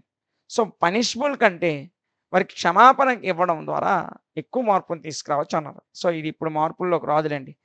But when it comes to the question of punishing, he was for imposing severe penalties. ఈయన పనిషింగ్‌కి బదులు కొన్ని రకాల పెనాల్టీస్‌ని విధించాలని చెప్పాడు. ఓకేనా? Next, social structure and marriage. So ఈ యొక్క గ్రంథంలో సోషల్ స్ట్రక్చర్ అండ్ మ్యారేజ్ ఏ విధంగా ఉండేది? ఇన్ రిపబ్లిక్, ప్లేటో రాసినటువంటి రిపబ్లిక్ గ్రంథంలో Plato argued for the communism for wives and property. భార్యలకు సంబంధించి ప్రాపర్టీకి సంబంధించి ఈయన కమ్యూనిజం కొరకు ఆర్గ్యూ చేశాడు. And in spite of the best education given to them, వారికి ఒక మంచి ఎడ్యుకేషన్ అందించాలి. The rulers might become corrupt, rulers corrupt అవడానికి అవకాశం ఉంది. అండ్ సెల్ఫిష్ అండ్ ఈగోయిస్ట్, సెల్ఫిష్గా ఉండడానికి అవకాశం ఉంది, ఈగోయిస్ట్గా ఉండడానికి కూడా అవకాశం ఉంది. So they were debarred. ఆ విధంగా ఎవరైనా ఉంటే, అంటే ఏ రూలర్ అయినా కరప్టెడ్గా ఉన్నా, సెల్ఫిష్గా ఉన్నా, ఈగోయిస్ట్గా ఉన్నా వాళ్ళని డిబార్ చేయాలి. From having anything including the property and wives in private. ఏ విధంగా అయినా అదనపు ప్రాపర్టీని కలిగి ఉన్నా, అక్రమంగా లేక వేరే రకాలుగా భార్యలను కలిగి ఉన్నా, అంటే వేరే మేనర్లో, అంటే పెళ్లి చేసుకున్న భార్య కాకుండా మిగతా భార్యలున్న అలాంటి వారిని అధికారం నుంచి తొలగించాలని మనకు ప్లేటో చెప్పాడు. Such practices would help keeping them away from worldly temptations. ఈ విధమైనటువంటి ప్రాక్టీసెస్ అనేవి టెంప్టేషన్కి గురయ్యేటువంటి అవకాశం ఉంటుంది. సో ఈ రిసార్టెడ్ ఈక్వాలిటీ ఆఫ్ ఉమెన్, ఇతను స్త్రీలకి ఈక్వాలిటీ ఇవ్వాలి, సమానత్వాన్ని కల్పించాలి అని చెప్పాడు. ఎవరు? Plato. He was for the introduction of compulsory education and propagation of sports.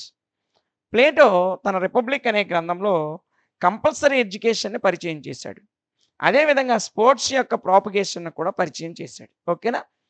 Coming to the system of marriage, ఇక మ్యారేజ్ యొక్క వ్యవస్థకు సంబంధించి మనం మాట్లాడుకున్నట్లయితే, in the place of communism of wives he opted for monogamy. ఈయన wives యొక్క communism యొక్క ప్లేస్లో మోనోగమీని తీసుకొచ్చి పెట్టాడు. అంటే ఒకే భార్య ఉండాలి అనేటువంటి విధానాన్ని తీసుకొచ్చాడు. ఈ advocated marriages between the healthy persons below 35 years of age. పెళ్ళి అనేది ఆరోగ్యకరంగా 35 సంవత్సరాల లోపే చేసుకోవడం అనేది జరగాలి అని చెప్పాడు. He was for love marriages. అదేవిధంగా లవ్ మ్యారేజెస్ కూడా ఈయన ప్రాధాన్యత ఇచ్చాడు. Marriages should be celebrated under the supervision of state. ఒక స్టేట్ని సూపర్వైజ్ చేయాలంటే, పర్యవేక్షణ చేయాలంటే మ్యారేజెస్ అనేవి షుడ్ బి సెలబ్రేటెడ్. అంటే రాజ్యం యొక్క పర్యవేక్షణలో భాగంగా పెళ్ళిళ్ళు అనేవి సెలబ్రేట్ చేయాలని చెప్పాడు ప్లేటో. మరి ఎందుకు చెప్పాడో ఆయనకే తెలియదు. థర్డ్ వన్ వచ్చేసి government organisation. So third one ఏంటన్నా? గవర్నమెంట్ ఆర్గనైజేషన్, ప్రభుత్వం యొక్క ఆర్గనైజేషన్ ఏ విధంగా ఉండేది. He said that every citizen should have a share in administration. పరిపాలనకు సంబంధించి ప్రతి పౌరుడు కూడా అందులో భాగం అయ్యి ఉండాలి. The supreme authority was to be vested in a board of 37 members aged between 50 to 70 years. 50 నుంచి 70 మధ్య వయసు ఉన్నటువంటి 37 మంది సభ్యులతో ఒక బోర్డు ఉండాలి. దానికి సుప్రీం అథారిటీ ఇవ్వాలి. ప్రభుత్వంలో ప్రతి పౌరుడు భాగస్వామ్యం అవ్వాలి. కానీ వీరందరి మీద ఒక 37 మంది సభ్యులతో కూడిన ఒక బోర్డు ఉండాలి. అందులో 50 నుంచి 70 సంవత్సరాల వయసు ఉన్నటువంటి వ్యక్తులు ఉండాలి అని చెప్పాడు. They were to be directly elected by the people. ఆ 37 మంది సభ్యులు కూడా ప్రజల చేత డైరెక్ట్గా ఎన్నుకోబడాలని చెప్పాడు. ఓకేనా. Next, they were the law makers. వాళ్ళే చట్టాలు చేసేటువంటి వ్యక్తులు. An administrative council with 360 members was to be constituted, execute the order of board 37 members. ఈ 37 మెంబర్స్కి అనుగుణంగా మనకి అడ్మినిస్ట్రేటివ్ కౌన్సిల్లో 360 మంది సభ్యులు ఉండాలి. They were chosen by A mixed system of election and lot. ఈ 360 మంది మిక్స్డ్ సిస్టమ్ ఆఫ్ ఎలక్షన్ ద్వారా ఎన్నుకోబడాలి. ఓకేనా. సో ఇవన్నీ కూడా ప్లేటో గవర్నమెంట్ ఆర్గనైజేషన్లో చెప్పినటువంటి విషయాలు. ఇంకా ఈయన ఏం చెప్పాడంటే, he provided for a jury system also. ఇతను ఆయన గ్రంథంలో జ్యూరీ సిస్టాన్ని కూడా ప్రొవైడ్ చేశాడు. It was thrown open all. There was a council of 10 to protect, preserve and defend the constitution. రాజ్యాంగాన్ని ప్రొటెక్ట్ చేయడానికి, ప్రిజర్వ్ చేయడానికి, దాన్ని డిఫైన్ చేయడానికి ఒక 10 మంది సభ్యులతో కూడిన కౌన్సిల్ ఉండాలి. It consisted of an educational officer and some presides. ఒక ఎడ్యుకేషనల్ ఆఫీసర్ ఉండాలి. అదేవిధంగా it worked for the establishment of an efficient administrative system and proper education of laws. చట్టాలు పూర్తిగా అమలు అవ్వడానికి, అడ్మినిస్ట్రేటివ్ సిస్టమ్ ఎఫిషియెంట్గా ఎస్టాబ్లిష్మెంట్ అవ్వడానికి ఒక ఎడ్యుకేషనల్ ఆఫీసర్ అనేవాడు అవసరమవుతాడు. It was known as a nocturnal council. So దానికోసం ఉన్నటువంటి వ్యవస్థనే నాక్టోర్నల్ కౌన్సిల్ అనే పేరుతో పిలుస్తాం. It worked against the introduction of unconstitutional laws and for the implementation of a good educational system. ఒక అద్భుతమైన ఎడ్యుకేషనల్ సిస్టము ఇంప్లిమెంటేషన్ అవ్వడానికి, అన్కాన్స్టిట్యూషనల్ లాస్కి అంటే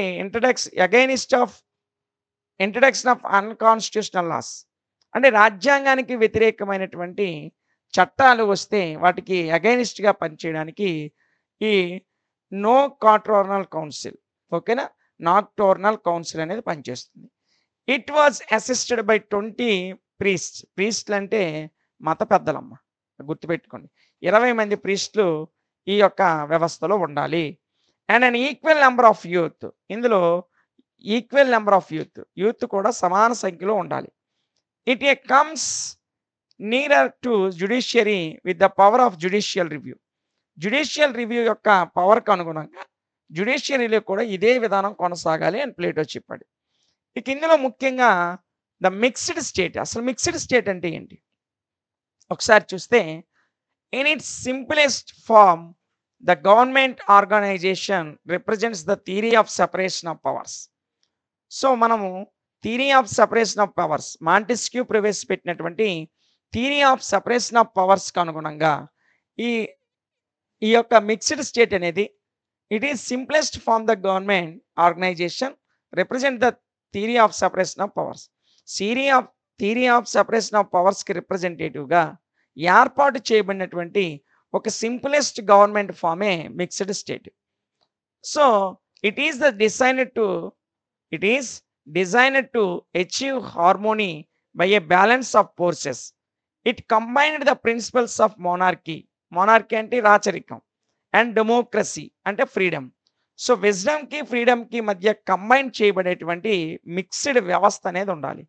at the same time he was for avoiding the extremes of monarchy and డెమోక్రసీకి కానీ మోనార్కీకి కానీ ఆ యొక్క ఎక్స్ట్రీమ్స్ని అవాయిడ్ చేయాలని చెప్పాడు. అంటే ఒక స్టేట్ అనేది మిక్స్డ్ స్టేట్ కలిగి ఉండాలి. అంటే అక్కడ రాచరికమే ఉండాలి, డెమోక్రసీ ఉండాలి. సో రాచరికానికి సంబంధించి రాజు ఎంపిక ఉండాలి, పరిపాలనకు సంబంధించి డెమోక్రసీ సిస్టమ్ ఉండాలని నేను చెప్పాడు. ఓకేనా. Next, in a way it provided the starting point for Aristotle's politics combining the 2 systems of governments. ఇది అరిస్టాటిల్ ప్రవేశపెట్టినటువంటి 2 సిస్టమ్స్ ఆఫ్ గవర్నమెంట్కి ఒక స్టార్టింగ్ పాయింట్‌గా నిలిచింది. ప్లేటో యొక్క మిక్స్డ్ స్టేట్ అనేది. ఓకేనా? నెక్స్ట్ ఎడ్యుకేషనల్ సిస్టమ్ ఏ విధంగా ఉండేది? In laws also Plato according great importance to education. ఆయన రాసినటువంటి లాస్ అనే గ్రంథంలో ప్లేటో గారు ఎడ్యుకేషనల్ సిస్టమ్ కూడా చాలా ప్రాధాన్యతనిచ్చారు. అదేంటో ఒకసారి చూసినట్లయితే, ఈ followed the Egyptian model. Plato Egyptian మోడల్‌ని ఫాలో అయ్యాడు. అదేంటో ఒకసారి చూద్దాం. హి made his prime minister the education minister. So, అతను ప్లేటో తన లాస్ అనే గ్రంథంలో ప్రైమ్ మినిస్టర్‌ని ఎడ్యుకేషన్ మినిస్టర్‌గా చెప్పాడు. He was entrusted with the four types stage children of functions: directing and controlling administration and education, regulation attendance in schools, and supervise the maintenance of the school buildings. ఈ పనులన్నీ కూడా education మినిస్టరే చేయాలి. అంటే స్కూల్లో పిల్లల యొక్క అడ్మినిస్ట్రేషన్ గాని, వాళ్ళ యొక్క ఎడ్యుకేషన్‌కి సంబంధించి అటెండెన్స్, స్కూల్స్‌లో అటెండెన్సు, స్కూల్స్ యొక్క సూపర్వైజింగ్, అదేవిధంగా మెయింటెనెన్స్ ఆఫ్ స్కూల్ బిల్డింగ్స్ యొక్క మెయింటెనెన్స్, ఇవన్నీ కూడా ఎడ్యుకేషన్ మినిస్టర్ చూడాలి. అదేవిధంగా he was of the state controlled education. ఇతను ఆ రాష్ట్రంలో ఉన్నటువంటి ఎడ్యుకేషన్‌ని కంట్రోల్ చేసేటువంటి వ్యక్తిగా ఉంటారు. ఎవరు? State education minister. He divided the education system into 2 parts: primary education commencing at the age of 3. At this were taught physical drill and archery, and also secondary stage. So, ఇతను Plato education సిస్టమ్‌ని 2 భాగాలుగా విభజించాడు. First one వచ్చేసి primary education. ఈ primary education అనేది commencing at the age of 3 సంవత్సరాల వయసులో ప్రారంభించాం. దీన్నే మనము at this were taught physical డ్రిల్‌కి అనుగుణంగా వారి యొక్క విద్యా ప్రవేశం అనేది ఉండేది. అండ్ ఆల్సో సెకండరీ స్టేజ్, అంటే ప్రైమరీ ఎడ్యుకేషన్ తర్వాత సెకండరీ స్టేజ్ ఉండేది. Here they were taught music, literature and elementary mathematics. ఇక్కడ ఏమేమి నేర్పించాలంటే మ్యూజిక్ నేర్పించాలి, లిటరేచర్ నేర్పించాలి, సాహిత్యాన్ని నేర్పించాలి, అదేవిధంగా ఎలిమెంటరీ మ్యాథమెటిక్స్, ప్రాథమిక స్థాయి గణితాన్ని పిల్లలకు నేర్పాలి. ఓకేనా? ఇది ఎడ్యుకేషనల్ సిస్టమ్. ఇక మిక్స్డ్ కాన్స్టిట్యూషన్, ఆ యొక్క స్టేట్‌లో మిక్స్డ్ కాన్స్టిట్యూషన్ ఉండాలని ప్లేటో చెప్పాడు. అదేంటి ఒకసారి చూసినట్లయితే, Plato pleaded for the mixed state. It was A mixture of kingship, అంటే విర్ట్యూ గాని, పీపుల్స్ రూల్, ప్రజాపాలన గాని, లిబర్టీ. ఇక్కడేమో నియంతృత్వ పరిపాలన ఉంటుంది. కింగ్‌షిప్ అయితే అంటే రాజు తనకు అనుగుణంగా తను నచ్చినట్టు పరిపాలిస్తాడు. ఇక పీపుల్స్ రూల్‌లో ప్రజలందరికీ లిబర్టీ ఉంటది, స్వేచ్ఛ ఉంటది. సో, దీనికి ఈ రెండిటిని జాయింట్ చేస్తూ మిక్స్డ్ గవర్నమెంట్ అనేది ప్లేటో మనకి కన్సిడర్ చేశాడు. So, educationist, soldiers and the rich together should rules the state. ఒక స్టేట్‌ని ఎడ్యుకేషనిస్టులు అంటే విద్యావేత్తలు గాని, సోల్జర్స్ సైనికులు గాని, and the rich together should rule the state, ధనవంతులు గాని ఆ స్టేట్‌ని పరిపాలించాలి. ఈ said that it should slowly be joined with the mixed constitution. అదే విధంగా నిదానంగా మిక్స్డ్ కాన్స్టిట్యూషన్ కూడా అమల్లోకి తేవాలని చెప్పాడు. ఇక చివరిది రిలీజియన్, మతం ఏ విధంగా ఉండాలని చెప్పాడంటే, in Plato's philosophy like education, religion also was the brought under the state control. Education, religion అనేది స్టేట్ కంట్రోల్ కిందకి తీసుకురావాలని ప్లేటో యొక్క philosophy. And priest alone should conduct prayers and other religious activities. ప్రీస్ట్లు అంటే మతానికి సంబంధించినటువంటి పూజారులు కానీ, లేదంటే మసీదుల్లో ఉన్న ఇమాములు కానీ, చర్చిల్లో ఉన్న పాస్టర్లు కానీ, ఇలా మత ప్రాతిపదికన కలిగిన వ్యక్తిని ప్రీస్ట్లు అని పిలుస్తారు. వీళ్ళు ఏం చేయాలంటే, alone should conduct prayers and other religious activities. Prayers కానీ, అదర్ రిలీజియస్ ఇతర మతాల యాక్టివిటీస్ని కానీ కండక్ట్ చేయడం అనేది జరపాలి. He declared that there no place for atheism in his city స్టేట్‌లో ఏ విధమైనటువంటి ఎథియిజం అనేది ఉండకూడదు. అంటే ఏ విధమైనటువంటి మత ఘర్షణలు గాని, ఏ విధమైన ఒక మతానికి ఎక్కువ ప్రాధాన్యత ఇచ్చి ఇంకో మతానికి తక్కువ ప్రాధాన్యత ఇవ్వడం గాని ఉండకూడదు అని ఎవరు చెప్పారంటే ప్లేటో చెప్పాడు. ప్రస్తుత డెమోక్రసీ సిస్టమ్‌లో అనేక విలువలు ప్లేటో రాసినటువంటి రిపబ్లిక్ అనే గ్రంథము, అదేవిధంగా లాస్ అనే గ్రంథం నుంచి తీసుకున్నాం. రూసో గారు రాశారు రిపబ్లిక్, దాని మీద వివరణ రాసింది ప్లేటో. సో, ఆ విషయం గుర్తుపెట్టుకొని మీకు కాంపిటీషన్ ఎగ్జామ్‌లో ఉపయోగపడుతుంది. ఓకేనా? సో, ఇది ప్లేటో యొక్క వ్యూ ఆఫ్ ఎడ్యుకేషన్ సిస్టమ్ గాని, రిలీజియస్ గాని దీనికి సంబంధించిన పూర్తి వివరణ. Evaluate Plato's contribution to political thought. Political థాట్‌లో ప్లేటో యొక్క కాంట్రిబ్యూషన్ ఏంటి? సో, ఇది చాలా ఈజీగా ఉంటుంది. ఒక 10 నిమిషాలు మీ కాన్సంట్రేషన్ దీని మీద పెడితే ఈజీగా వచ్చేస్తుంది. సో, ప్లేటో యొక్క కాంట్రిబ్యూషన్ ఏంటి పొలిటికల్ థాట్‌లో చూద్దాం ఒకసారి. Plato is considered as one of the greatest thinkers the world has ever seen. మనం చూసినట్లయితే ప్రపంచంలోని గ్రేటెస్ట్ థింకర్స్‌లో ఒకరుగా మనం ప్లేటోని చెప్పుకుంటాం. ప్లేటో, అరిస్టాటిల్, సోక్రటీస్, రూసో ఇలాంటి ఇలాంటి వ్యక్తులు గొప్ప థింకర్స్‌గా మనం కన్సిడర్ చేస్తాం. వారిలో ఒకడే ప్లేటో. హిస్ రిపబ్లిక్, ఈయన యొక్క రిపబ్లిక్ గాని మనం చూసినట్లయితే is described by the Sabine as the greatest literary masterpiece in the whole range of philosophical writings. Philosophical రైటింగ్స్‌లో అత్యంత ప్రాముఖ్యత కలిగినటువంటి రచనగా రిపబ్లిక్‌ని చెప్పుకుంటాం. ఓకేనా? ప్లేటో రిపబ్లిక్ గ్రంథం అనేది అంత ప్రాముఖ్యత చెందింది. Rousseau called its the greatest treatise on education. Rousseau దీన్ని ఎడ్యుకేషన్‌కి సంబంధించి ఒక గ్రేటెస్ట్ ట్రెటైస్‌గా గుర్తించాడు. సో, చాలామంది రిపబ్లిక్ అనే గ్రంథాన్ని రూసో రాశారని చెప్తారు. కొంతమంది ప్లేటో రాశారని చెప్తారు. యాస్ పర్ టెక్స్ట్ బుక్ ప్రకారంగా మనం ప్లేటో రాశారనే చదువుకోవాలి. ఓకేనా? Next, he was for the establishment of an ideal statement and for the total reformation the existing society. ఆయన గ్రంథంలో the establishment of an ideal state, ఒక ఐడియల్ స్టేట్‌ని స్థాపించడం కొరకు, మరియు the total reformation of the existing society, ఒక ఉన్నతమైనటువంటి సొసైటీని formation చేయడం కొరకు తన యొక్క కాంట్రిబ్యూషన్ అనేది ఇందులో చూపించాడు. The root cause of all troubles was ignorance. ఇక్కడ అన్ని రకాల ట్రబుల్స్ కూడా ఇగ్నోర్ చేయబడ్డాయి. So, Plato and unsighted the most original system of education. విద్యా వ్యవస్థ యొక్క ఒరిజినల్ సిస్టమ్‌ని ప్లేటో యొక్క గ్రంథం నుండి తీసుకున్నారండి. He opted for the state regulated universal education. Universal ఎడ్యుకేషన్‌ని ఒక స్టేట్ ఏ విధంగా రెగ్యులేట్ చేయాలనే విషయాలు కూడా ప్లేటో తన గ్రంథంలో చెప్పాడు.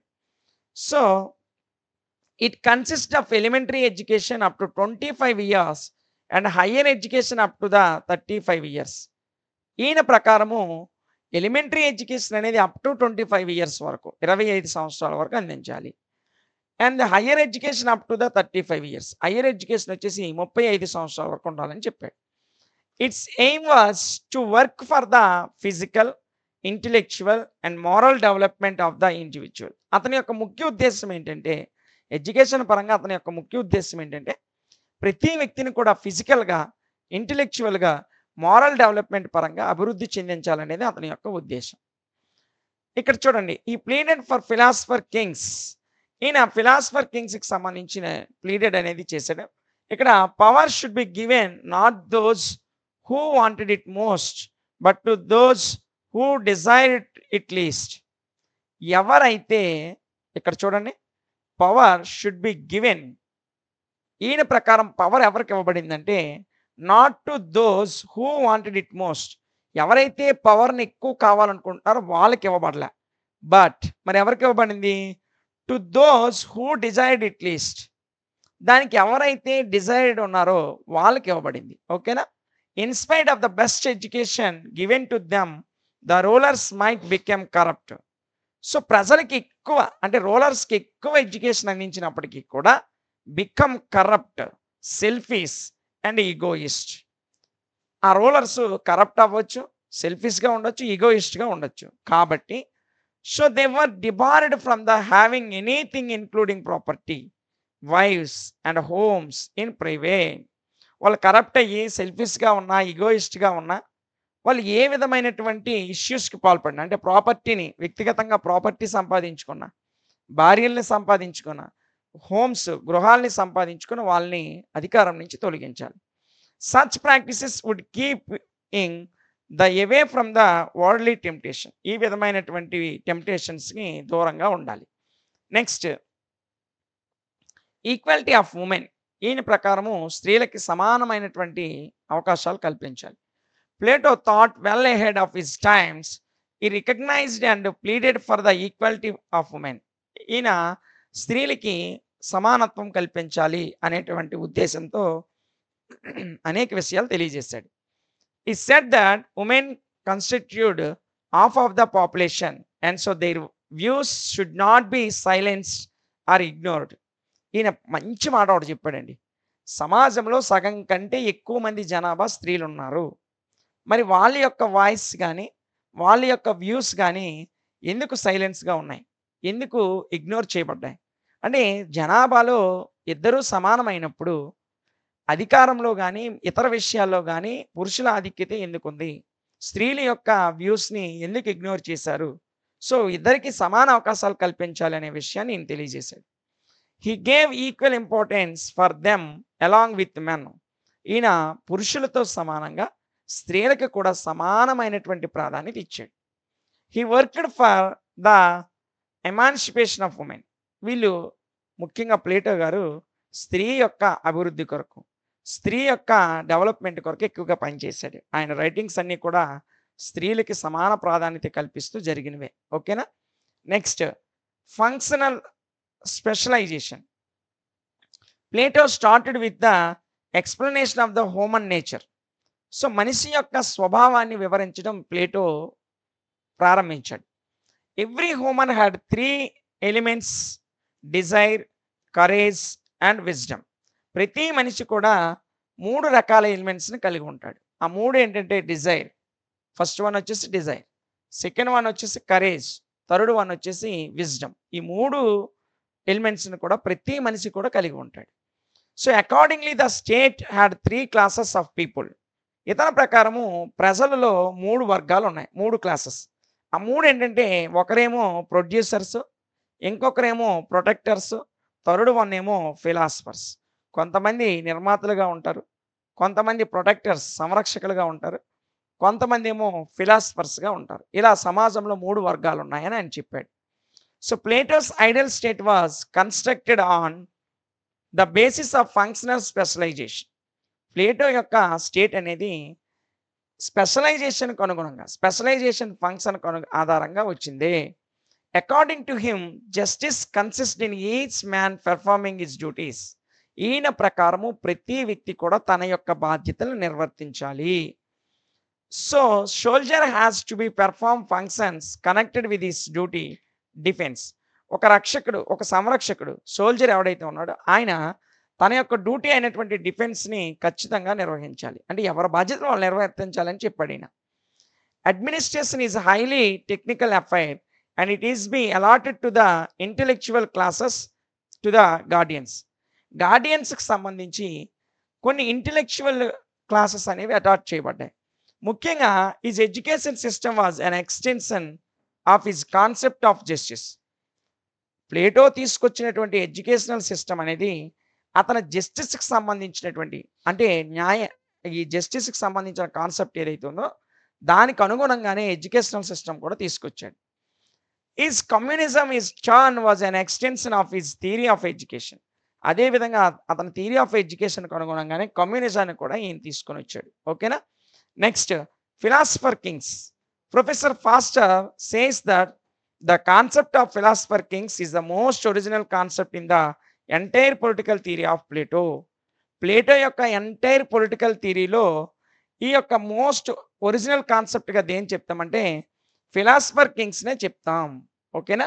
Next he believed in the rule of intellectual. So, Keller said that, Keller అని ఆయన ఏం చెప్పాడంటే the Platonic state can only be an aristocracy of virtue and intellectual exercised by one or few. ఒకళ్ళు లేదా అంతకంటే ఎక్కువ మంది ద్వారా అరిస్టోక్రసీ విర్ట్యూ ద్వారా ఒక పొలిటికల్ స్టేట్ అనేది, ఇక్కడ ప్లేటోనియన్ స్టేట్ అనే మాట వీళ్ళు వాడారు. ఎవరు? ప్రొఫెసర్ కెల్లర్ అని ఆయన వాడాడు. So, Plato is an idealist but his Republic is no more utopia. He raises a concerted attack on the evils of democracy. Democracy యొక్క ఈవిల్స్ మీద ఈయన అటాక్ చేయడం జరిగింది. ఈయన రాసినటువంటి రిపబ్లిక్ అనే గ్రంథంలో డెమోక్రసీకి సంబంధించి ఈవిల్స్ ఏవైతే ఉన్నాయో వాటి మీద ఈయన యొక్క పోరాటం అనేది జరిగింది. అంటే పోరాటం అంటే కత్తులు బల్లెలు పట్టుకొని యుద్ధంకి వెళ్ళడం కాదు. డెమోక్రసీలో ఉన్నటువంటి ఈవిల్స్ మీద ఆయన యొక్క బాణిని వినిపించాడు. సో, professor giving supreme place to wisdom then the guess work after the prolonged on the system and training in several branches of knowledge, followed by the series of screening test. He wanted to the selection of rulers. ఇతను screening టెస్ట్‌లు పెట్టడం, లేదంటే అతని యొక్క knowledge అంటే ఏ ఏ అంశాల మీద knowledge ఉంది. ద బ్రాంచెస్ ఆఫ్ నాలెడ్జ్ అంటే వివిధ రకాలైనటువంటి అంశాల మీద ఉన్నటువంటి జ్ఞానం. వీటన్నిటిని దృష్టిలో పెట్టుకొని he wanted to the selection of rulers. ఆయన రూలర్స్‌ని సెలెక్ట్ చేయడానికి అవకాశం అనేది ఏర్పాటు చేసుకున్నాడు. Still he is afraid that they may be become corrupt or selfish. ఇప్పటికీ కూడా ఆయనకు ఒక భయం ఉంది. అంత నాలెడ్జ్‌ని, అంత ఎడ్యుకేషన్‌ని వీటన్నిటిని దృష్టిలో పెట్టుకొని ఒక రూలర్‌ని ఏర్పాటు చేసుకున్నప్పటికీ, ఆ రూలర్ కరప్ట్ అవ్వడానికైనా, సెల్ఫిష్ అవ్వడానికైనా అవకాశం ఉంది అని ఈయన భయపడేవాడు. సో, he does not allow them to have anything private including houses, property and even wifes. అందుకే ప్లేటో ఏం చెప్పాడంటే, సొంతంగా ప్రాపర్టీని కలిగి ఉండకూడదు. సొంతంగా హౌసెస్‌ని కట్టుకోకూడదు. అంటే సొంతంగా ప్రైవేట్‌గా హౌసెస్‌ని ఏర్పాటు చేసుకోకూడదు. ప్రైవేట్‌గా భార్యలను పెట్టుకోకూడదు అని చెప్పి ఈయన చెప్పాడు. ఈ advocates organic theory and argues that the whole is greater than the parts of. అంటే ఈయన పార్ట్స్ కంటే హోల్‌కి అంటే భాగాల కంటే మొత్తానికి ప్రియారిటీ ఇచ్చాడు. ఇక్కడ భాగాలంటే ప్రజలు. ప్రజల కంటే ఎక్కువగా స్టేట్‌కి ప్రాధాన్యత ఇచ్చాడు ప్లేటో. ఓకేనా? Next, for him state is essentially a human institution. ఈయన ప్రకారము స్టేట్ అనేది ఒక human institution.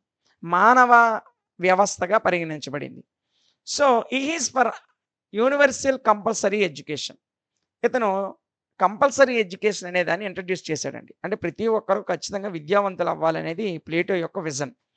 He is right in believing that concentration of economic and political power in the same hands is fraught with many dangerous.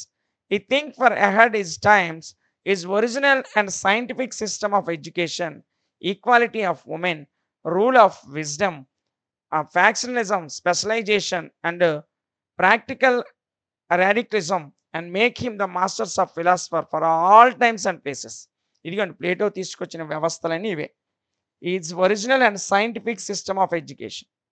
అదేవిధంగా equality of women అంటే ఉమెన్స్కి సంబంధించిన సమాన హక్కులు. రూల్ ఆఫ్ విజ్డమ్, విజ్డమ్ యొక్క rule పరిపాలన ఏ విధంగా ఉండాలి. Functional specialisation, particular radicalism and make him the master of philosopher for all times and all places.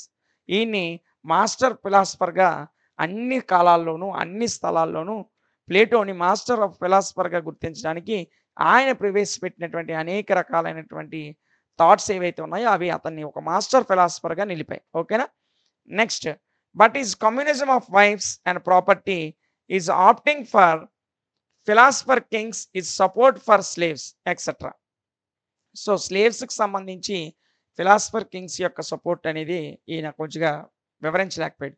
Make him a stargazer in spite of all these defects should be remembered that he is the first to develop political thought on scientific lines. Scientific లైన్స్కి అనుగుణంగా అంటే శాస్త్రీయమైనటువంటి లైన్స్కి అనుగుణంగా political థాట్ని develop చేసిన మొట్టమొదటి వ్యక్తి ఎవరు అంటే మనం ప్లేటో అనే చెప్తాం. ప్లేటో యొక్క ఆలోచనలకు అనుగుణంగానే సైంటిఫిక్ థాట్స్, పొలిటికల్ థాట్స్ అనేవి బయటకు వచ్చాయి. ఓకేనా? Next, he is a supreme point and super dramatist and classical psychologist.